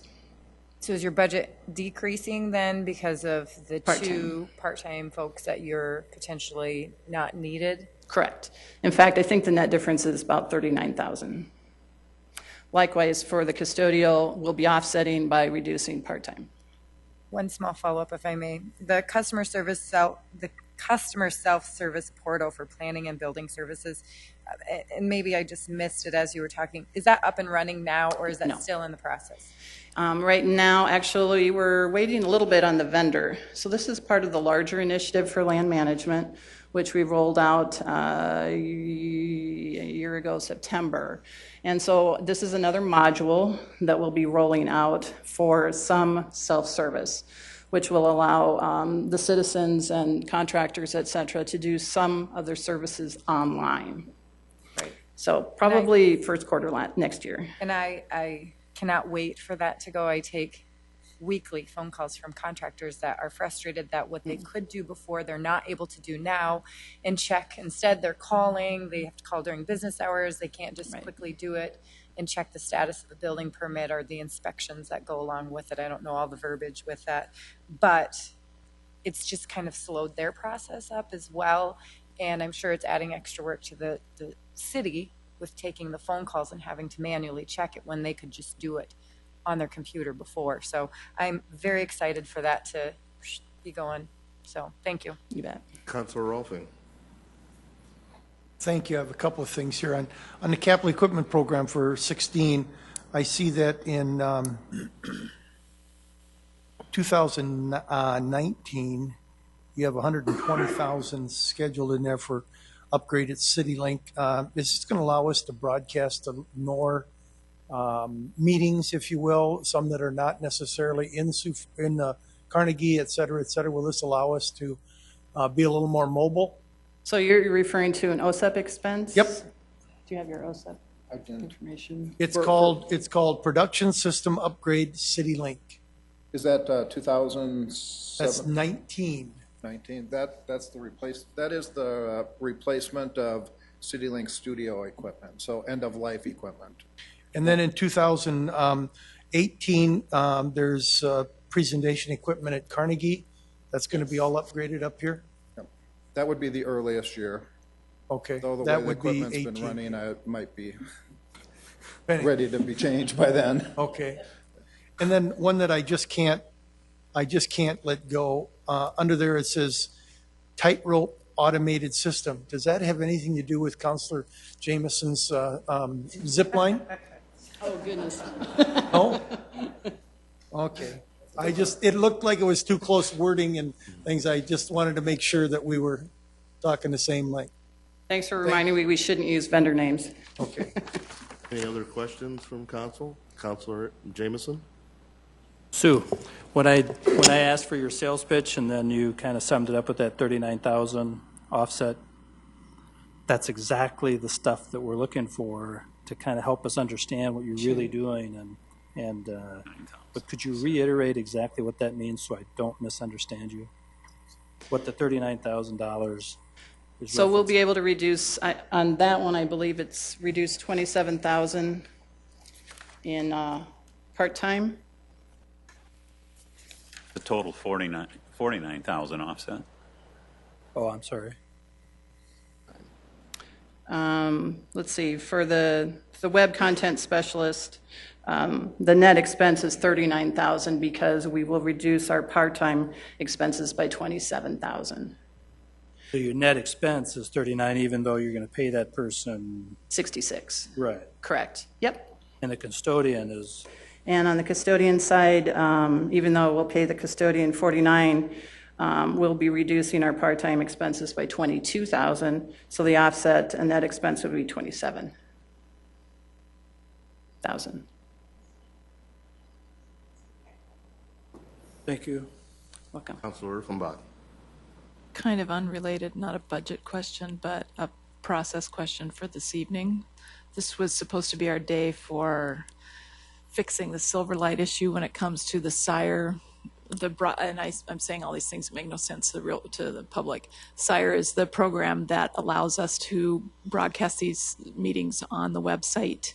It doesn't work on all platforms, and today was supposed to be the day when the new platform allowed this to happen. It should be working on Android and all of those things today. Did that happen? We are still in the testing phase for that. Initial testing was very promising, but we have had to do some configuration configuration changes. We continue with our testing, and so we are using internal staff for staff testing, and they'll be doing that tonight. So we won't be ready to go live across the board tonight, but we're hopeful that in the very near future we'll get there. But we don't want to roll it out prematurely. Like I said, the initial testing was very promising and it was good and steady, but when we started doing some stress testing, some load balancing on it, the quality was very subpar and not acceptable. So we went back to the vendor. Like I said, they've done some configuration changes for us, and now we're retesting it. I guess I would just say something would be better than nothing. There are many, many people trying to watch it that can't see it at this point, so we need to get to the point where something works. So even if it's a little bit. So, thanks. Any other questions?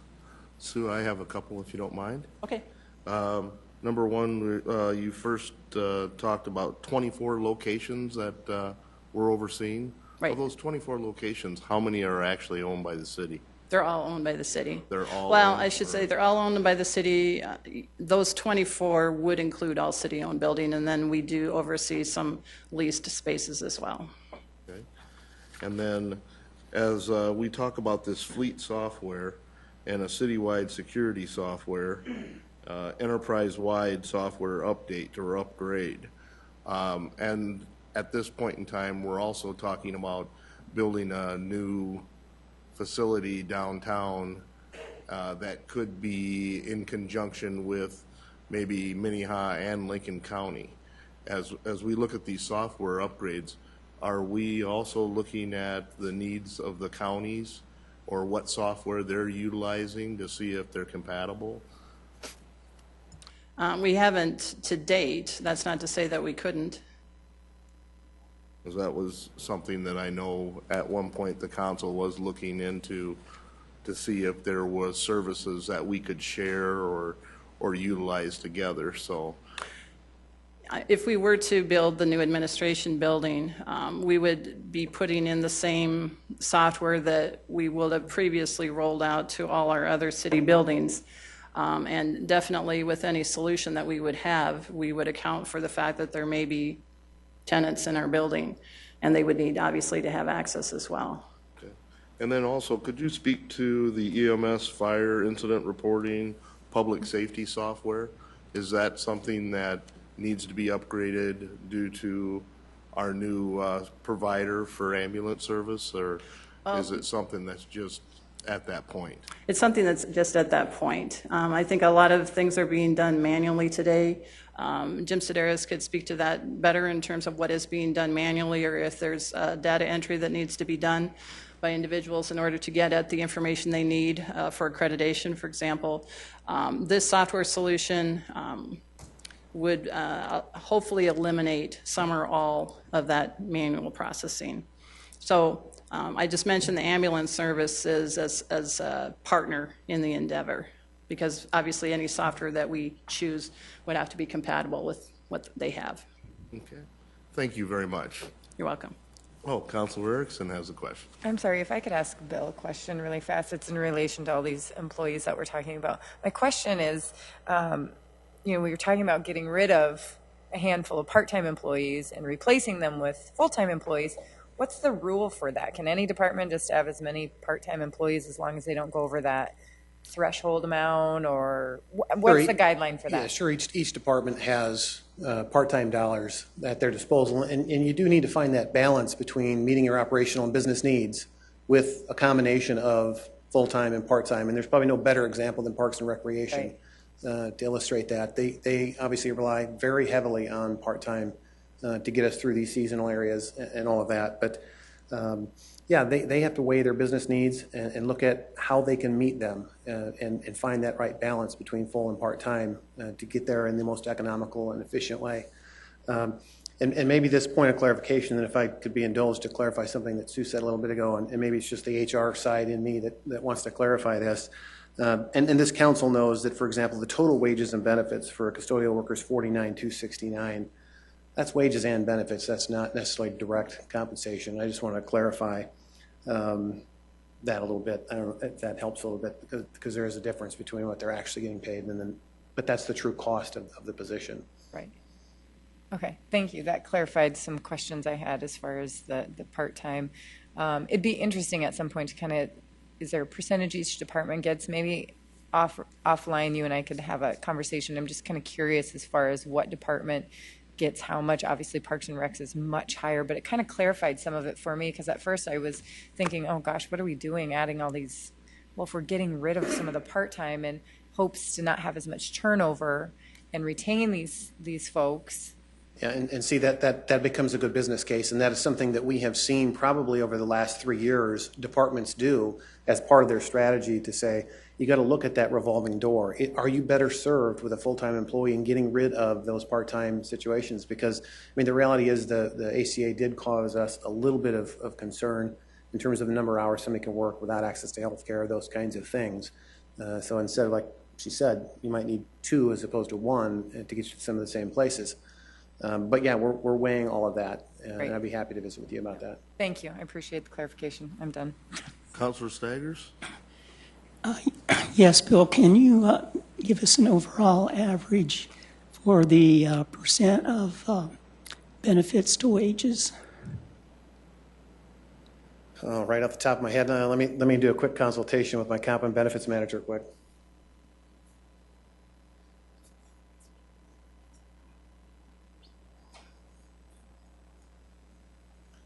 Right now, the rate's about 53%. Okay, thank you. Thank you, Bill. All right, the next item on the agenda is our Sioux Falls Police Department, and Chief Doug Barcel will start the presentation.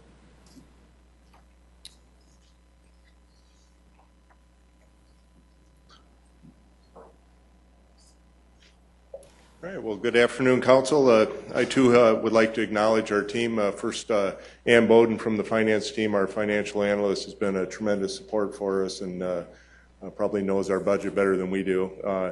Along with that, Betsy Odden, our administrative assistant, and then also special hats off to Matt Burns, our new assistant police chief, who frankly kind of got baptized by fire and brought into this right from the start, but has done a tremendous job with it. So I appreciate all of their help in getting us through this. But just for a little overview of our department, our motto, partnering with the community to serve, protect, and promote quality of life, basically says it all. You know, a lot of the, there's so much more to what we do rather than just enforce the laws, but also the community policing aspect of it, getting out, working with the community and being a part of it instead of apart from it. Here's a picture of one of our Coffee with a Cop program or outings that we had that went very well. Tonight we've got our National Night Out, and I certainly want to thank those counselors that are going to be partaking in that. I know the different neighborhood watch groups certainly appreciate it, and I do as well. So, and then tomorrow night we're going to have some officers riding go-karts with kids with our Cops, Carts, and Kids program, and so we use some of the underprivileged kids, kind of like we do with our Shop with the Cop program around Christmas time. So all of those things help build good relationships, get a good rapport with the public, and frankly, then they can help us do our job as well. Ensuring the safety within the community, we have done a very good job, I think, of keeping up with the the call volume, our response times, although they have increased slightly, we're still right around the 9-minute mark for high priority calls. And our goal is to maintain that and hopefully get a little bit below that. You'll find in our budget we've requested 5 additional police officers. Our goal with that is to maintain our response times, the ability to spend the amount of time that we do on the calls, and also we also need to have some time for officers to do proactive police work as well. Where we come up with the 5 number is, first off, it takes about 4.5 officers to staff one person 24 hours a day, 7 days a week. So by adding 5, we're really only adding 1 officer on the street at any given time. But we like to look at the ratio of calls per officer along with our response times. And if you look at the city population growth, it's right around 2%. And so this growth keeps us in line with that. And we're actually, that's about even though the perception might be the boy crimes are really going up, you hear and see about different things that are going on in the city, but the reality is our calls for service are growing at about that same 2% rate. Right now, last year we were about right around 93,000 calls for service. So, and also in addition to the 5 officers that we're requesting in this budget, we've also have submitted a grant through the COPS grant program, which I think most of you are familiar with that. We've had some good success with that. We were able to get 5 additional officers this year with that grant. So for the new grant, we requested 3 officers. I like to be optimistic about it, but if I just look historically at that grant and our success with it, they like to share that, first off among the states, and then within the states they kind of share it amongst the different departments. And so it's hard to say what other competition we face, but I'm sure there are others that have applied for it. So if I had to guess, I wouldn't bet a large sum of money that we're going to be successful, but if we are, certainly we'll be back to you folks and let you know that.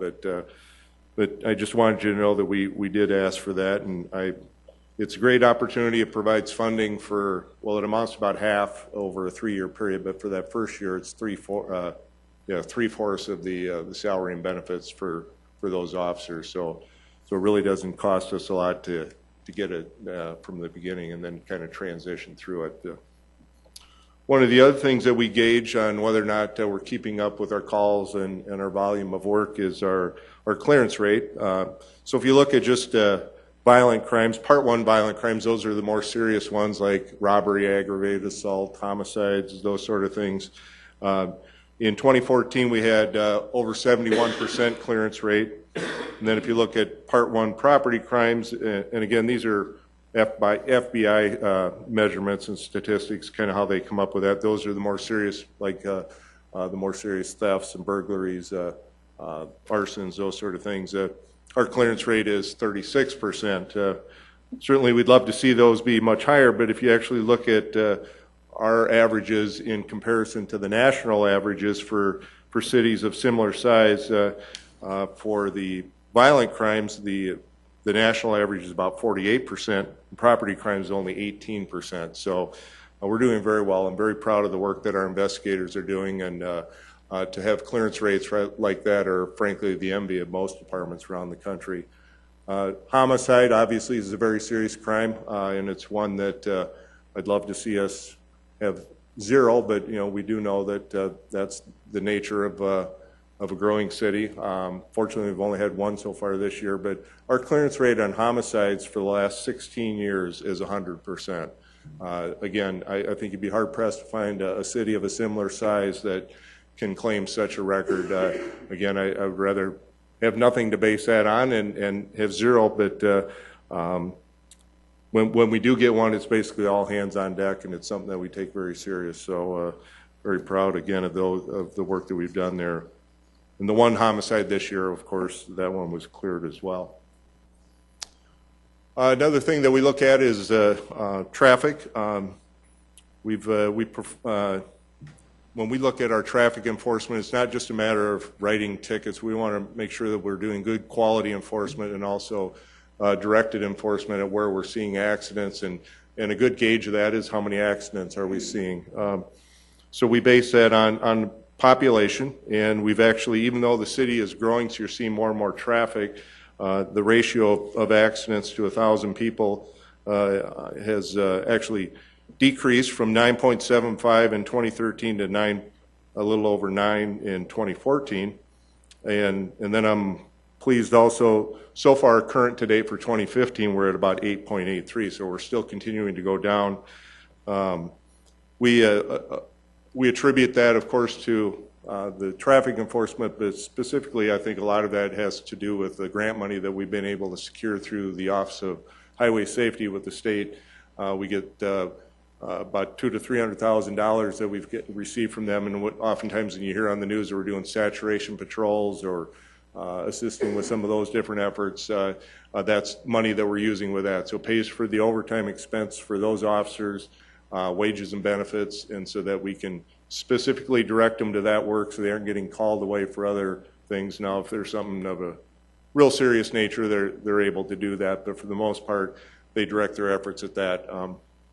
Good example of that was the 57th Street Highway 11 project that we worked very hard this spring. We're continue to work it. Certainly it hasn't gone away, but with a lot of the racing and noise, that was the issues that we saw down there. We saw some very good results with our efforts there. Right now, in case you're wondering, we get about the total of about 6,000 accidents per year. And those numbers that I'm talking about, those are injury-causing accidents. So those are the ones that are obviously a little more serious. We continue to have a strong presence in our schools with our school resource officer program.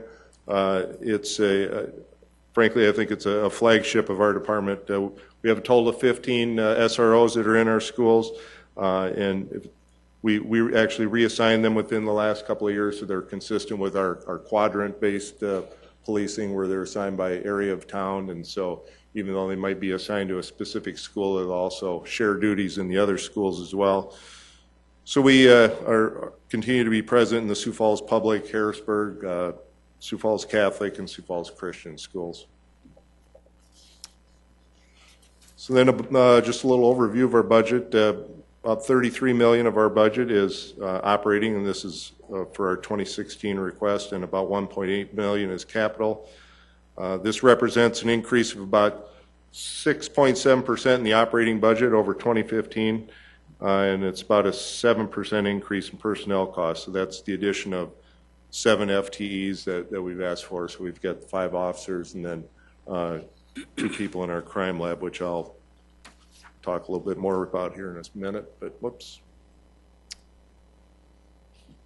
And this just shows the operating budget, which, as you might expect, about 85% of our operating budget is for personnel costs. So here we break down a little bit about the major changes within our budget. A big portion of it is the wages and benefits. Of course, the 5 new officers that we talked about. This year we're also asking for 2 additional staff in our crime lab. One of those will be a forensic specialist, and the other is going to be an evidence technician. That area of our department has grown right along with all the other areas as far as workload and volume of work that they do, but we have not added to that area since 2004. So frankly, we probably should have done this a couple of years ago, but just to give you a little insight, the forensic specialist is obviously going to be a little higher trained. They're going to do some of the chemistry work. We do all the blood alcohol testing, drug testing. In addition, that person will also be part of the call out, so they'll respond to crime scenes, do the crime scene processing, which that number just in 2013 we went on about 335 call outs, and last year it rose to 400, and it continues to increase. So the call volume is certainly there for those folks. The evidence technician, that person, well, right now we have 2 people that are assigned to taking care of our evidence. So they're the ones that check it in, they maintain it, they process it, they get evidence ready for court or investigators that need it, the items that we return to people. Our evidence has grown tremendously from 2010, we had about 87,000 pieces of evidence in our storage, and then last year that's over 140,000. So, although we try and maintain that as best we can, get rid of things as fast as we can, sometimes you're hampered by courts or cases that may not be resolved, and there's all sorts of factors. So, unfortunately, I don't see that number going down anytime soon. You'll see an increase in our overtime actually by about 400,000. Really what we're doing there is just bringing it in line with what our actual expenses is, and that relates back to that OHS grant money that I referred to earlier. In years past, we didn't actually build that into our expenditures, but it was part of our revenues, and then we ended up supplementing that in at the end of the year, and it just makes more sense financially to just build in the actual cost right up front, and the revenue will be there to offset it as well. And a few of the other increases, we've got, there's a slight increase for Metro Communications. I think that's about 36,000, and then we also have an additional 25,000 for the Compass Center. There's some different supplies and materials, some cyclical equipment like radars and ballistic vests, printers in the car, some of those things that need to be updated. And then the one that obviously has caught a lot of media attention, the body cameras, that actually is, I don't want to say only, but when you look at 33 million, it's a $17,000 expense, but we look at it as a pilot project going forward. We're in the very early stages of testing. We've tested various products. The company that we use now that has the same camera that's mounted in the cars right now are coming out with a body camera. Actually, we just saw the prototype, and so we hope to get that here in the next few weeks. We're going to try that out. Hopefully that'll work out and be compatible with our current system. So then the plan is with these dollars in the budget for next year is to purchase cameras for our motorcycle officers and our bike officers. Those are the ones right now that don't have any sort of recording device. All the officers that are in a patrol car wear a microphone, so everything they say can be recorded, and then everything that happens in the front of the car is recorded as well. So we see it as a good way to test this out. I don't want to go to body cameras just because that's the in thing around the country, and just because we want to fall in line with what others are doing. I want to do it because it's the right thing and because it's necessary, and it's going to be a good, useful piece of equipment for us. One thing I don't want to do is create more of a burden for the officers, so they're thinking about all these things. It's bad enough when they get out of the car, they got to turn on the camera with the car. Now if they got to turn on the camera that's on them, they turn on their radio, they might have to, and they're thinking about the call they're going on. It's just all these things can be overwhelming. So it's going to be a great way to test it out. We'll see how that goes next year, and if it's something that we want to expand and look at as we go forward, certainly can look at that for the coming years.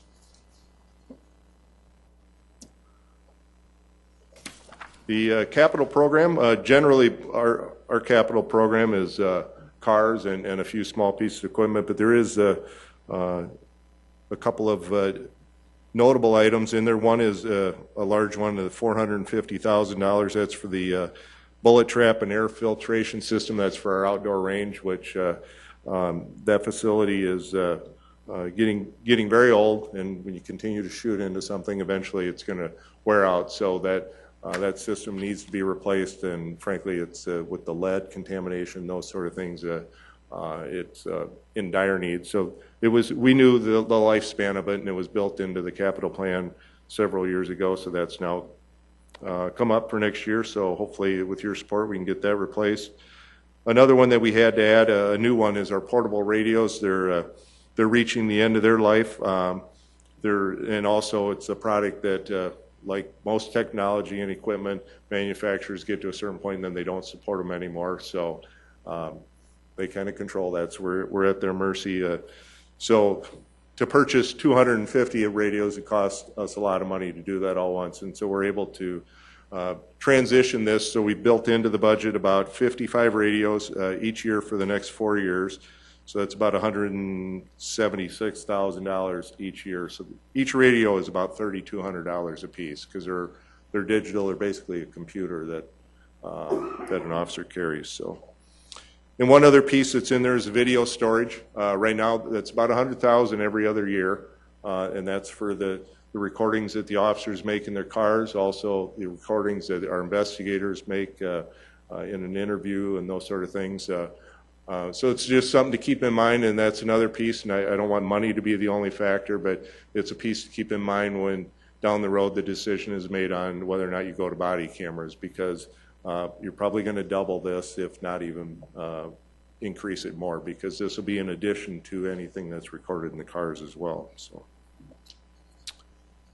and with that, I'd be happy to answer any questions that you might have. Councilor Karski. Thank you, Councilor Anderson. Chief, first of all, to you and your team, thank you for what you do. I don't think police officers in our society are thanked often enough, and you guys have a thankless job, not to be redundant, but appreciate what you do.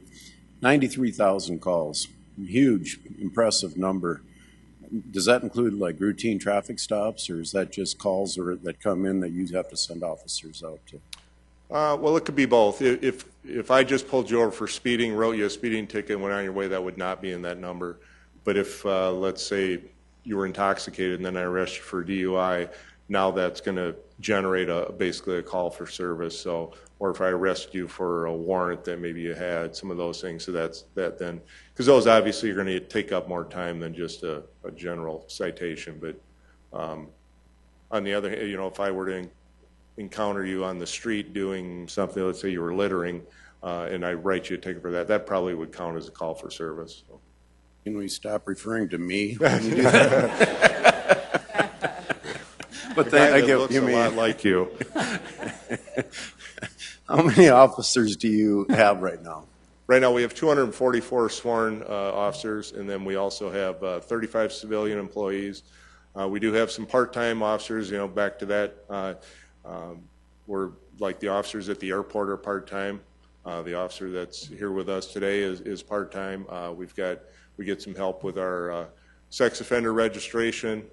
Not me, I'm not the one that's part-time today, but and we do occasionally use a little bit of help for like our crime lab to help assist with that, which coincidentally actually we'll be able to reduce some of that help when if we are able to have these people. So. And one last question, if you don't Please. mind. Last year we put on tasers, and this year we're looking at body cameras. Two parts to the question, I guess.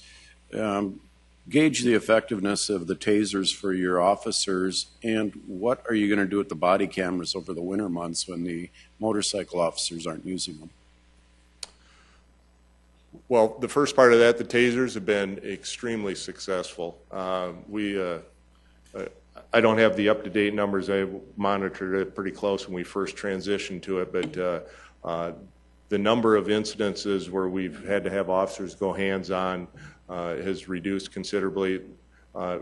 In many of the cases where an officer deploys his taser, he doesn't even, or she doesn't even have to use it and activate it. Just the mere fact that you bring that out has a tremendous effect on people. It's kind of like a canine. I don't know what that is. It's kind of funny because, well, not funny, but it's odd that if you look, if an officer were to pull out his gun, I think sometimes you realize, well, or assume that you're not going to shoot me, but you pull the taser out, they've seen those on TV and they've seen how they work and how painful they can be, and they know that that's probably a reality, that threat exists. So oftentimes we just gain voluntary compliance with them. So that's been very effective. It's been a great tool for us. We continue that transition. There's actually some money in, right now we're still in the training mode. We kind of take a few months off in the summer with training just due to scheduling, but we'll finish that up this fall. But most of the officers that are on the street, you'll see, it's quite obvious they're bright yellow, the ones who have been through the training and carry a taser. But anybody that is trained on the streets is able to carry one. So we have enough to get through that. But with the money that's in there for next year, we'll actually be able to give each one or assign each officer their own taser. It's kind of like guns. You like to have your own one, make sure it works properly and all of that. The second part of your question, what will we do with the body cameras in the winter? That's a good question. I guess we haven't got to that point yet. My speculation is that it would probably be spring by the time we're close to making this purchase. So that's going to get us through the summer months, but certainly spark some good thoughts. I think that might be a good opportunity to try them on other officers in addition to the car cameras in the winter months. So, although if I know a few of our motorcycle officers, if the weather is nice, they'll ride every month of the year. So, Thank you. Any other questions for Chief Bortel? Councilor Staggers? Yeah, I have a question about the radios at 3200 radio. Is there any possibility of just using regular off-the-shelf radios for our policemen or not? what do you In mean? other words, using radios that maybe the public would be using, but maybe having secure, frequencies and things like that. Or I'm not quite sure, just something Yeah. cheaper. I wish they were. They're digital radios, and it's part of a statewide radio system. So you can go across the state and communicate with these radios, and you're able to communicate with other agencies as well. They're also user specific, so there's a button on the radio you can push in an emergency. They automatically know who that radio belongs to if there's an issue. If you just key the microphone, they know who that is. You're able to program them by different channels, so we can program our SWAT team if we want to talk to the fire or sheriff or highway patrol, all those. Like I said, they're basically a computer, and to be compatible with the state radio system, they need to be digital radios. So, and they're the ones that basically own the towers and the system that we have. So, Thank you. I wish we could do the cheaper version, but no. Councilor Jameson? Doug, thanks for being here. I'd also like to commend you whenever I do call and look for help to resolve a neighborhood issue or a traffic issue or speeding. You guys have been very responsive, and I sure appreciate it. And I know the people who've called me looking for the help appreciate it too, so I want to share that with you. On the count of 244 number of officers, adding the 5 will put you at 249, or will there be some retiring officers? No, there'll be officers retiring, but that's our authorized head count, so we'll maintain that. And when I say 244, that doesn't necessarily mean that we have 244 at this given time. That's our authorized count. We strive for that number. There are times where we might be even slightly ahead of it. We're always in a hiring and training phase. We're finally getting caught up from that huge exodus that we saw last year. A lot of those newer officers have hit the streets, but we still have a number that are in training. I think it'll be rare that you drive around the city where you won't see 2 officers in a car. Most times when you see that, one of them is probably in training. But we just hired a group here a few weeks ago. We're already working on the next group that we're going to hire in October. So it's a constant process, and there is when there's vacancies that allows some money that sits there, and then there's also a little bit of money built into the budget that allows us to hire officers ahead if we anticipate vacancies, retirements, those sort of things that are coming up. But again, we're kind of a little hamstrung by how many we can, first off, that we can physically accommodate through the training process, and then they all have to, if they aren't already certified, have to go through the program and peer. There's only 3 classes a year that they do, so you have to schedule around that. And we compete with other agencies around the state, but they're usually pretty good about accommodating us and getting what we need in there. But so there is some challenges to try and keep that number up there. That's why I say it's just a constant process. So the 244 is really a static number. It kind of fluctuates between the retirees and new hires. Right. I guess what some people would be asking is, are we adding 5 new officers to the streets? And that it isn't easily answered with a yes. It's kind of depends on who might retire and how many you might be able to get to. Right. Well, we do manage the number internally. There's, our first priority is answering 911 and those calls, and then you kind of work your way up, and then investigations is probably next, and then you know. So there, let's say that maybe we have a vacancy as a school resource officer or a crime prevention officer, those sort of, there's always that possibility, even detectives, where we may not fill that internally for a while until we get some new ones. And we're currently in that phase. We're actually kind of freeing up some positions here right now and in the coming weeks for officers that are just coming off of training. So they'll fill that spot on the street. So we maintain those numbers, and then we're able to backfill some of these other positions that maybe we've held open. So that number on the street is the critical one. Certainly it goes up and down, but it gets to a certain level where we want to, that's our priority, and so we will hold other vacancies until we have the sufficient staff. Two quick questions. One is the timeline that it takes for those 5 new hires to get trained and to be put onto the streets. How long does that take? What's that cycle? From the day we hire them until they're out and on their own is about 8 months. Now, if you back that up, then you have to go through the selection process. So I said right now we're going through the selection process for a group of about a dozen that we're going to hire in October. So here we are, while we started this probably a month or two ago. And so that's going to take 3 or 4 months. Then they start, and then an additional, so it's about at least a year. That's why the growth that we have in here is a measured approach. It's, certainly if we had an additional 20 officers, we could always use them, but frankly, there's no way we could ever accommodate that. So if you were today, say, here's the money for 20 new officers, the reality is with general attrition and just getting them through the training and through peer and all that, it would probably take us 2 or 3 years before we ever caught up to that. So what you're saying is you want 20 new officers. No, I'm not even close. And what I don't want to do is wait until you get to the point where, oh my gosh, I wish we would have added officers, or look at how crimes are increasing, or our response times are getting out of whack. Because now you can see, if you then react to that, how long it takes for that to catch up, and in the meantime it continues to get worse.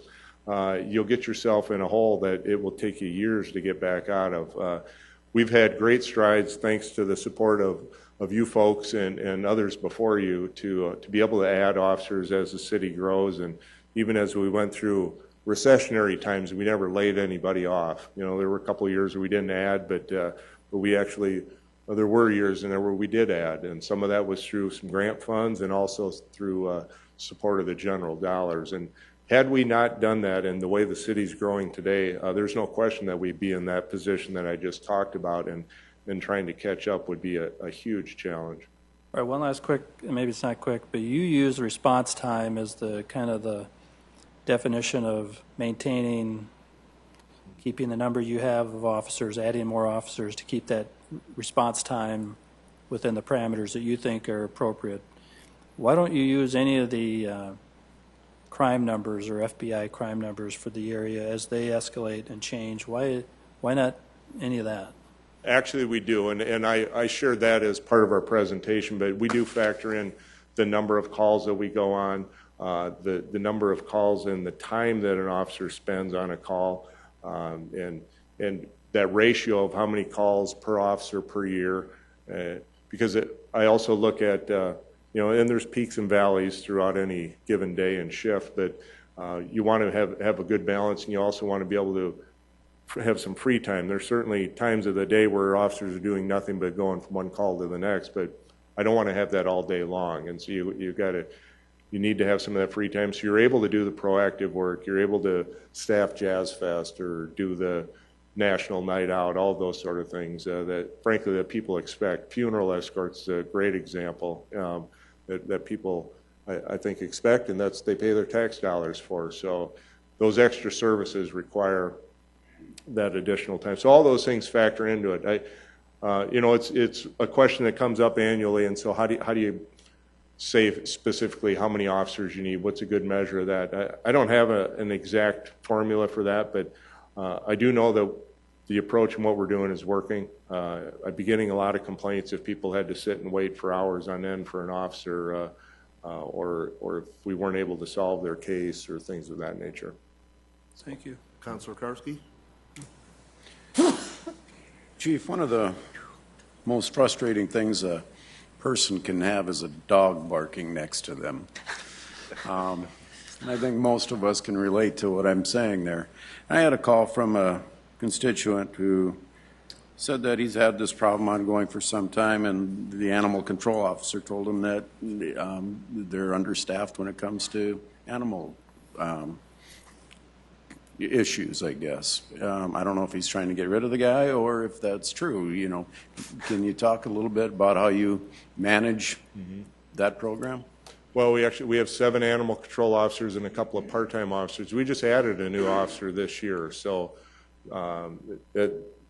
you know, when you're dealing with a small number, that certainly is a good increase. I certainly, you know, again, you could flood that area with employees as well, but theirs is one of peaks and valleys. A lot of their calls are not high priority, so the way their calls are dispatched, they're put into a queue on a computer, and so they just take one after the other and work their way through them. So some might get a response in 10 minutes, others might take an hour or more, but I certainly wouldn't characterize them as understaffed. If they were, I would have a request in here for that. You know, the barking dog it's a frustrating one, no doubt about it. We can't solve it on the first day. There's a lengthy process they have to go through, and animals are like people, and so it's difficult to come in and just remove somebody's pet or so. Thank you. Councilor Kiley. Thank you. Chief, first of all, congratulations on your clearance of violent crime and property crimes. I mean, more than double the national average on property and significantly higher on the violent crime. So, thank you. And also on the reduction of the ratio for injury-producing accidents. Just to clarify, I believe you said currently in 2015 we're at 8.something%. 8.83, I believe it was. 8.3. Yeah, 8.83 per thousand, yes. Down from 9.7 from last year, which was down from the previous year. So, again, a job well done. You and your department deserve credit for those results. Thank you. And actually, you might think that we've written a lot more tickets, but if you go back, probably 6-7 years ago, we probably wrote over 40,000 tickets in a year. And last year, I think we wrote about 26 or 28,000. So less tickets, but I think more directed enforcement. So. Well, just a presence is a deterrent in itself, and of course that's one of the aims of the saturation patrols as well. So, and we actually do issue a lot more warnings than we used to. It sometimes takes a while to instill that it's okay to give people a break once in a while, and it's more of an education piece. And so we've actually changed the way the tickets are printed out in the car. We added that feature so they can issue a warning for hazardous moving violations in certain cases. I don't want people to think they're going to get a warning all the time, but there are occasions where officers do issue warnings.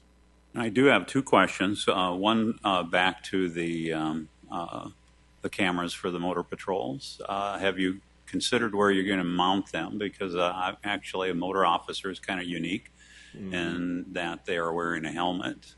Is it going to be mounted on the helmet, or is it which give you directional control?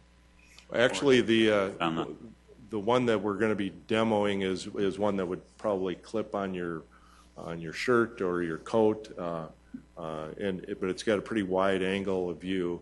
And they do have some head-mounted ones that you can have like on a pair of glasses, but I think they're pretty cumbersome. So there's a lot of things that we need to work out on this and see how effective they are. Maybe we won't get a good view from the seat. It's possible that while they're riding the bike, they won't record much of use, but when they actually get out and encounter somebody, it'll be better. Okay. So. All right. Thank you. And then I'm looking at the mayor's recommended budget, page 27, under expenditures, and it lists part-time and overtime. And I see that our overtime is increasing in the proposed budget 53.3% and part-time 31.8%. Now, to your credit, you did have a big decrease in overtime in 2015 here.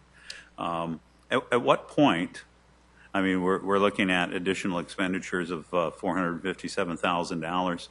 At what point do you consider hiring additional full-time officers? Now, what I don't have is the breakdown by duty here. But at what point do you consider hiring, because this would be almost 6 full-time based on the salaries that we'd receive? Actually, as you might recall, I talked about that in one of the prior slides. This is just a true-up with our OHS grant dollars, that about $300,000, $400,000 that we never used to have in the budget as an expenditure. Then we would supplement it in at the end of the year. So a large portion of that increase is for that. So it's basically a wash. It's money that we were already spending. It just wasn't reflected as an expense in our budget. Okay, thank you. Any other questions for the chief? Chief, I've just got one question, one statement. Statement would be, I believe in the last week we've had 2 officers injured in incidents. I hope that they both get well soon and come back to the line that they serve us on. Thank you. And then the second part would be, how many years have you served as chief? I was 12 years last May. So I've been with the department almost, well, it'll be 30 years at the end of the year. I hope I can take the privilege from the council here to say that we appreciate your leadership and your vision leading the police department. Thank you. Thank you, and I appreciate your support as well. Thank you. All right, with that, I'll turn it over to the less exciting fire chief.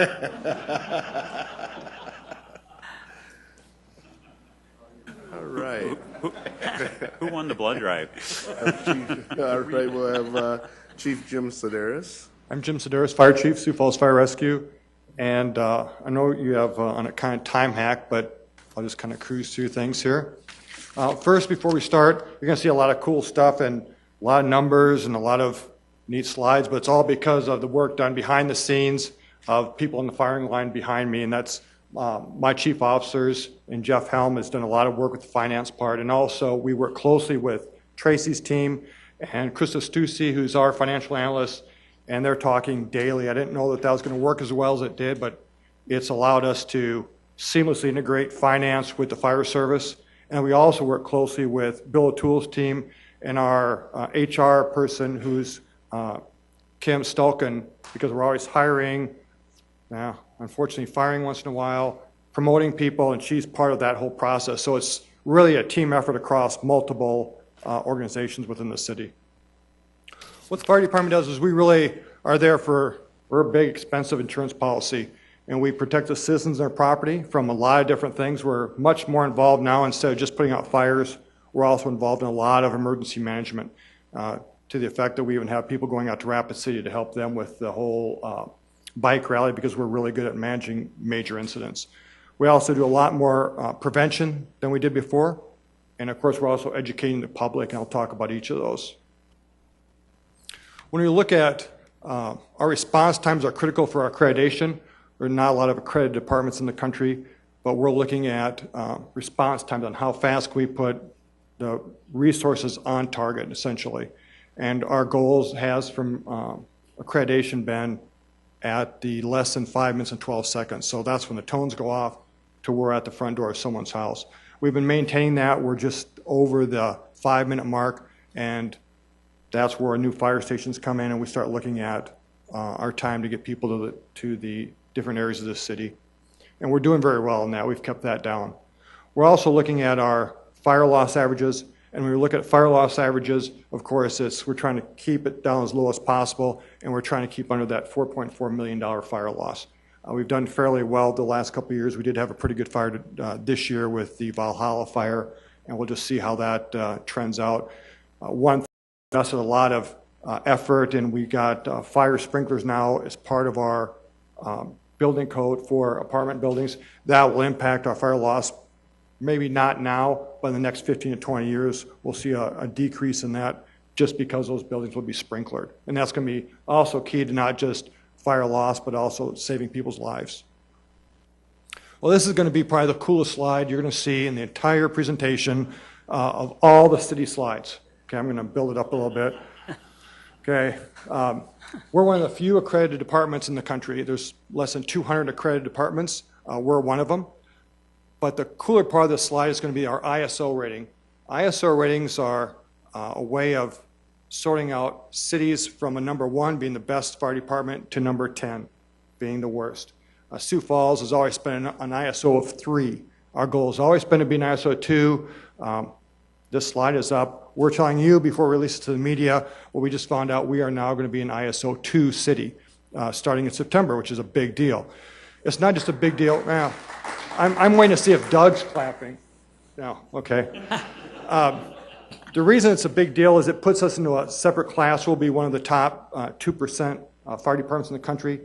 The bigger deal is we're going to save the citizens a lot of money, anywhere between $2.5 and $3 million every year on a decrease of insurance premiums.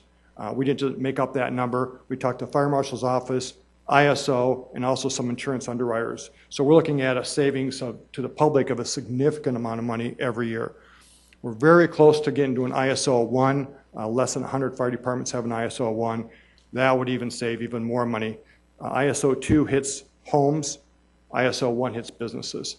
So we're looking at, hopefully we'll make an ISO 1. If we do, you'll be the first to know. But right now we're going to be announcing there'll be an ISO 2 starting in September. The one thing to kind of temper that a little bit, we won't see any big savings for about 2 years because of the major hailstorm that did a lot of damage in Sioux Falls. We have to get over that, so we'll see those savings probably start in 2 years. So that's going to be the big news from Sioux Falls Fire Rescue. We do a lot of things besides just fight fire and save lives. We're also doing a lot of education, especially for CPR. We're in that over 3,400 people are trained in CPR every year. That, combined with our DFib program, is saving lives. Sioux Falls has a very high save rate for cardiac arrest, so high that Harvard University has given us, the Kennedy School of Government gave us an award for our DFib program as a turnkey program for other cities to just come in, replicate in their own town without having to do a lot of work. So that's a major program for Sioux Falls Fire Rescue. And also we're in schools, we're working with the K through 5 of all the schools on teaching kids not only what to do in case of a fire, but a lot of the stranger danger programs and fire prevention programs, and then what to do if something does happen. When you look at our budget, we have a little bit of a jump. Our operating capital, or our operating expenses are going to be $26.2 million. Capital expenses $1.3 million for a total investment of the $27.5 million. And we really do look at that as an investment.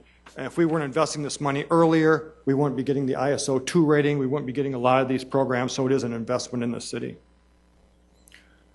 Of our operating budget, $22.7 million is personnel costs. Our operating budget is going to jump by 1.95% from the previous year. Our previous budget was $25.7 million. With that, personnel costs are up 3.18%, mostly due to contractual agreements with our contracts for pay increases for firefighters. And then our other operating expenses are $3.5 million. That's actually down 5.4% from the previous year, and I'll talk about where that drop came from. When you look at some of the costs that we have, our wages are going to be up $749,000. Professional services are down. Partially is we moved this to a different area within our budget, so we increased 54 in one, decreased 54 in another. Our rentals are up a little bit. Our repair and maintenance, this year we're working on the tuck pointing at fire station number 1, which is a little over $500,000. So that will come off the 16 budget, but we do have some other areas. Working with both Sue's team and our finance team, we're looking at a way of, because of the number of fire stations we have, doing a revolving replacement of just different fire stations. When we talk about maintenance of those fire stations, we talk about carpet, paint, and some of those other things. We're just going to rotate that around. It makes a lot more sense. We do have some parking lot repairs and some apparatus repairs, and that's some of those costs that we're going to be hitting every year.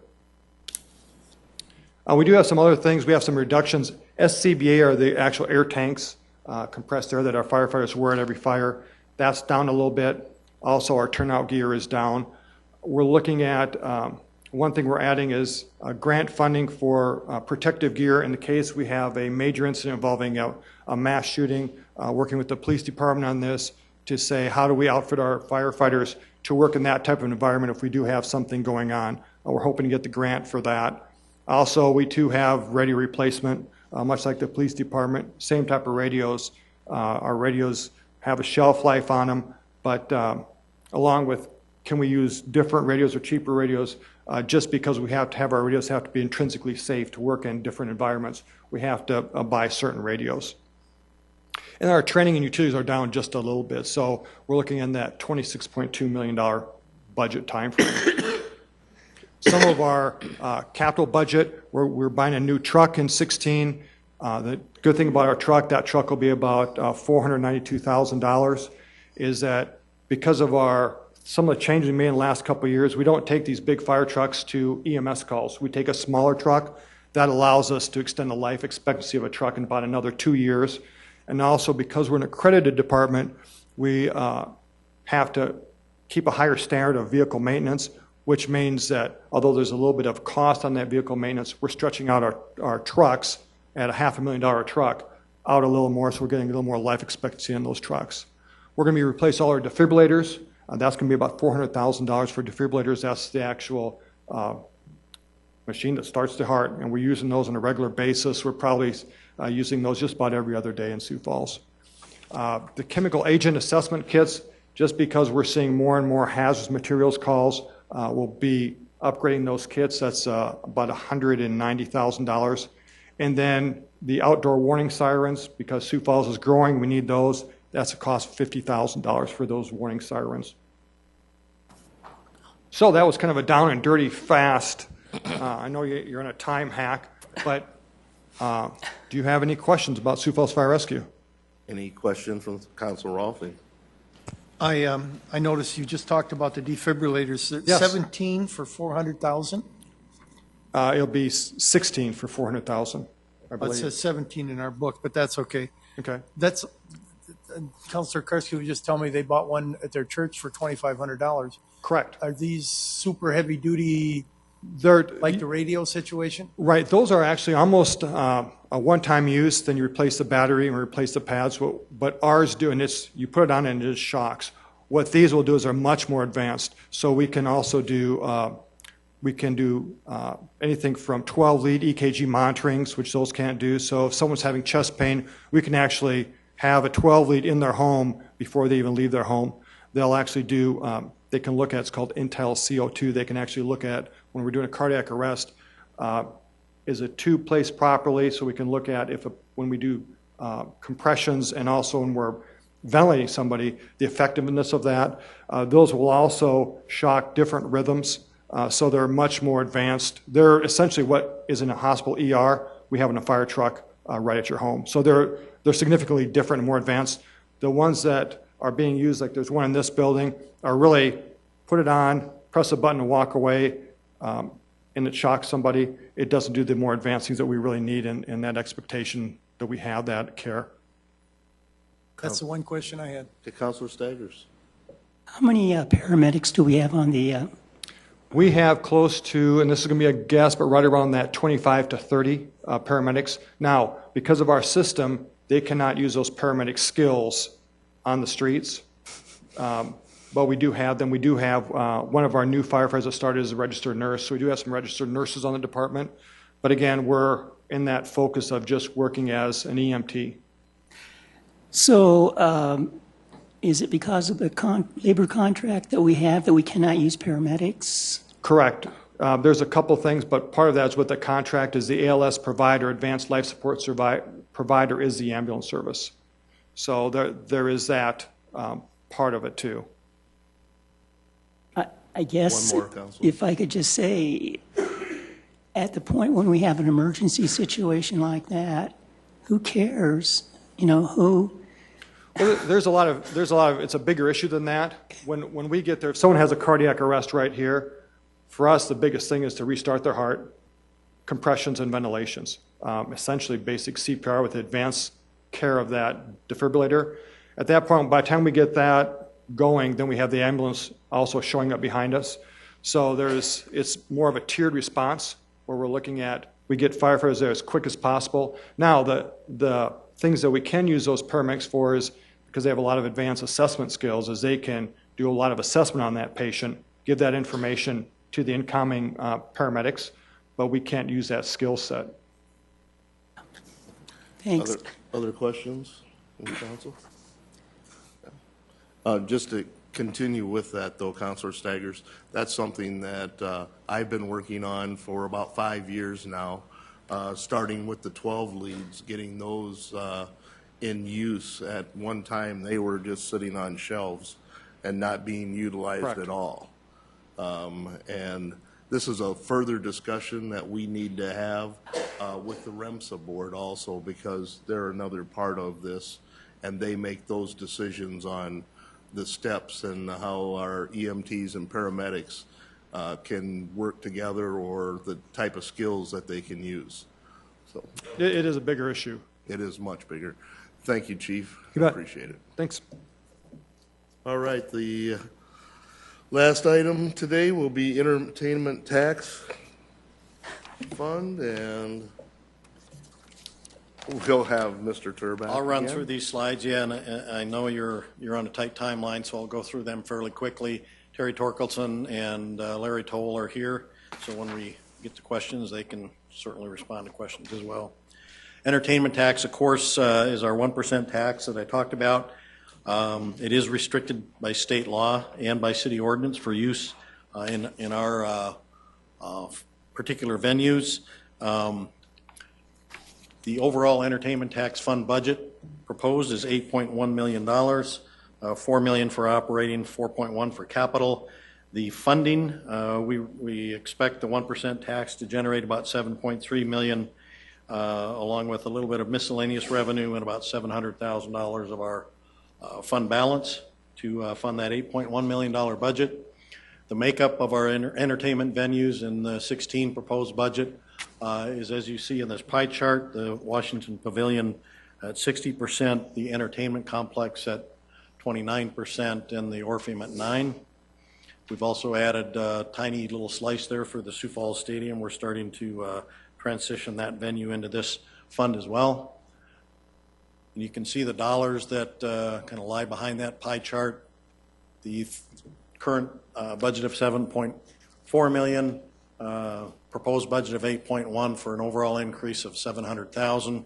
We can drill down into that based on the different venues. Of course, our events complex that we refer to as the Arena Convention Center and the Denny Sanford Premier Center. That piece of the entertainment tax budget, you can see the operating contract. This year, we're paying nothing on that contract from our entertainment tax budget. We're holding the repair and maintenance budget flat. And the operating contract is paid through the operations of the facility through the operating account. So those dollars are not on the city's budget. The capital expenditures for these venues, you can see we're dropping slightly. The capital projects relate primarily to the convention center, $1.6 million of capital improvements anticipated for the convention center out of a total of 1.8, with the remainder being some equipment or OSEP items for the arena. Moving along to the Orpheum. You can see that's very little going on there, and no changes to what we're anticipating for the operating subsidy of $400,000. Repair and maintenance is down just slightly, and then we do have one significant capital project planned for next year, and that is with they call the fly system, or the ropes and pulleys and all that runs the curtaining system and the backdrops and so forth. The Washington Pavilion, you can see that operating contract is relatively flat. There's actually a small increase in there. It just rounds off to 1.6. The repair and maintenance, there are some significant items in that, as well as the capital program at $2.1 million. Some of the R&M increase is accounted for we're in the second year of a kind of a 3-year project to repair the carpet in the facility. We'll be doing a little more next year than we are this year, about $100,000 more. We've added $200,000 for traveling exhibits and shows to the R&M budget, and then almost $200,000 to upgrade the pavilion ticketing system. On the capital side of things for the pavilion, there's about $900,000 of building improvements. That includes HVAC and fire alarm system, lighting and electrical upgrades, and reconfiguration of the loading dock. Those things, again, add up to about $900,000. There's a $250,000 item in the budget for the sculpture garden, and I'm sure Larry would be happy to answer those questions. And then about $900,000 in OSEP for the pavilion, and can certainly answer questions on those if you have. Just kind of a recap in terms of looking ahead, the priorities that we have in terms of our entertainment tax. There's a lot has happened in the recent years with our entertainment tax fund. I think our first priority should be and should continue to be continuing to reinvest in our entertainment facilities to keep them looking nice, keeping them new and looking fresh, and importantly, functioning efficiently. Secondly, maximizing the potential of all our entertainment venues sometimes will mean having the ability to take advantage of opportunities on short notice, and I know we've been able to do that. In some cases with the pavilion, they brought in shows because we had money available in our budget when a particular traveling exhibit may have come available, and it's important for us to be able to have that kind of flexibility so that we can maximize the potential of our venues, and we certainly hope to be able to do that going forward in not only the event center and the convention center, but the Orpheum as well. And the last but not least, the third priority, we're doing really well right now, and I expect that to continue for some time to come, but the day will come when we do have a slow year, when things slow down, when maybe entertainment isn't high on people's priority, or maybe there aren't the shows traveling that we'd like to be able to book. So there will be some down years ahead, and I think it's important to be prepared for those as well. As I mentioned, we did add the Sioux Falls Stadium. I didn't put a slide in here on that. We've added about $122,000 to the entertainment tax budget. Essentially, those are repair and maintenance projects for the stadium that would otherwise have been funded out of the general fund. And so it's just kind of part of the ongoing process of transitioning the cost of our venues into this entertainment tax as opposed to general tax dollars. So with that, I will certainly try to answer questions. And as I said, Larry and Terry are here as well. Councilor Fama. Thanks, Tracy. We are starting to pay off debt on some of these facilities, and so I assume that leaves us money that we can spend in other ways. How are we planning to do that? Where does that fit in all these line items? Yeah, the debt payments for the pavilion and the convention center, which would have been where we had been using entertainment tax dollars, that was actually paid off last year. So there are no debt service requirements on our entertainment tax fund anymore. So really what we're seeing is the full amount now. Everything that we're going to collect in entertainment tax is reflected in this budget now. Yes. We aren't, okay. Yep, it's all available for ongoing operations of the facilities, repairs and maintenance, future capital expenses, improvements to the facilities. It's a great place for us to be. That's what I was just going to say, is it's remarkable that we've come this far with this fund and with these facilities. So very cool. Thank you. Any other Councilor Staggers? Yes. The pavilion operating subsidy, I think I wrote this down correctly, $1.6 million.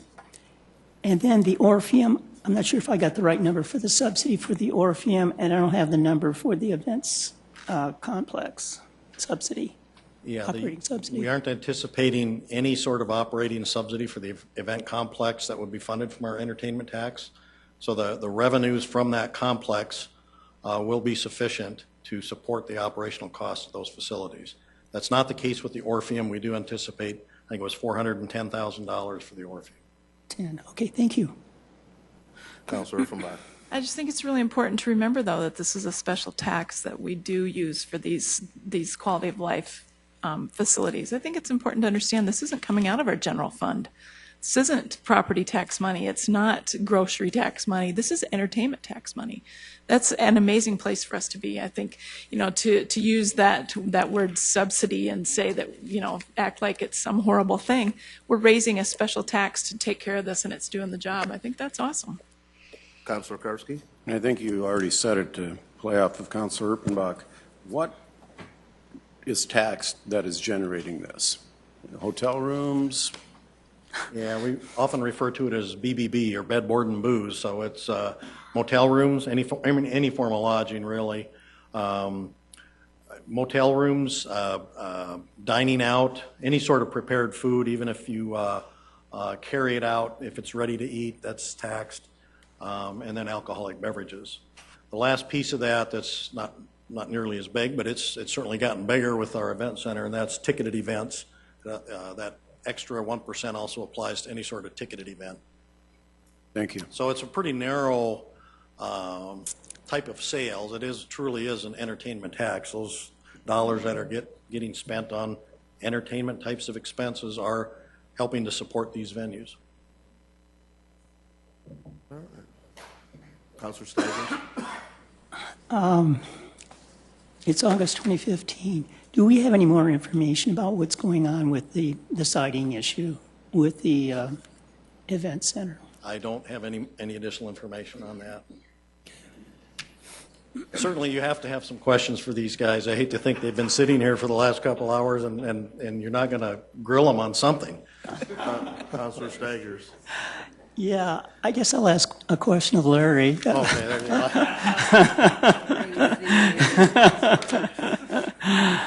Oh.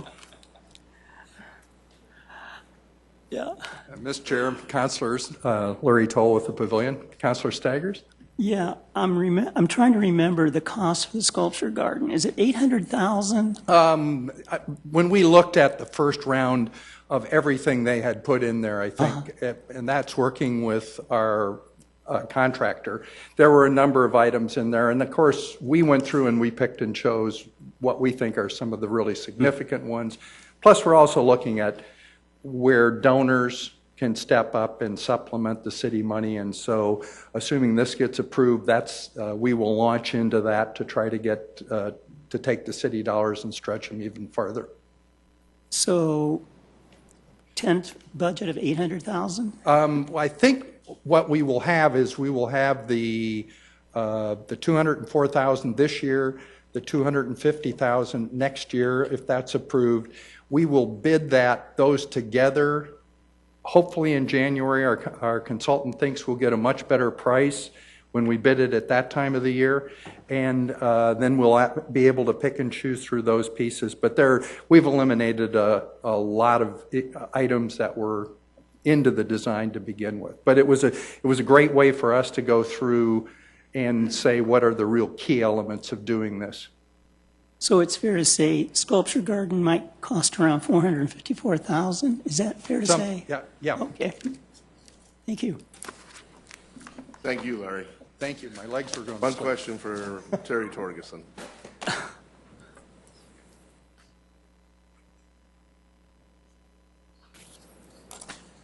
Terry Torkelson, General Manager, Denny Sanford Premier Center. Terry, as we've been updated on the event center, or the Denny T. Sanford Center, and it's doing quite well. What's the next show? Art. Thank you. Yeah, that one's sold out with a free ticket. It's a long story, but it does work out. Can't tell you. Oh, I'm sorry. How about what's the next show you have scheduled? It's coming up this weekend. It's sold out, and that would be Def Leppard and Styx. Another sold-out show after Lady Antebellum sold out. Unfortunately, Rod Stewart did not, but it did well enough. Well, thank you for the work you and your staff are doing out there. Sure. Thank you. Any other questions? We should note that Rod Stewart was not far from being sold out. It was, I was there, and it was a pretty full house. It did what we expected it to do. Yeah. So, I mean, there's going to be shows that sell out. There are going to be shows that don't sell out. So we're going to be announcing one coming up that will probably only do 4,000 people, but that's all we expect it to do. So Anything else? All right, thank you very much, sir. With that, no other questions. I will adjourn this meeting.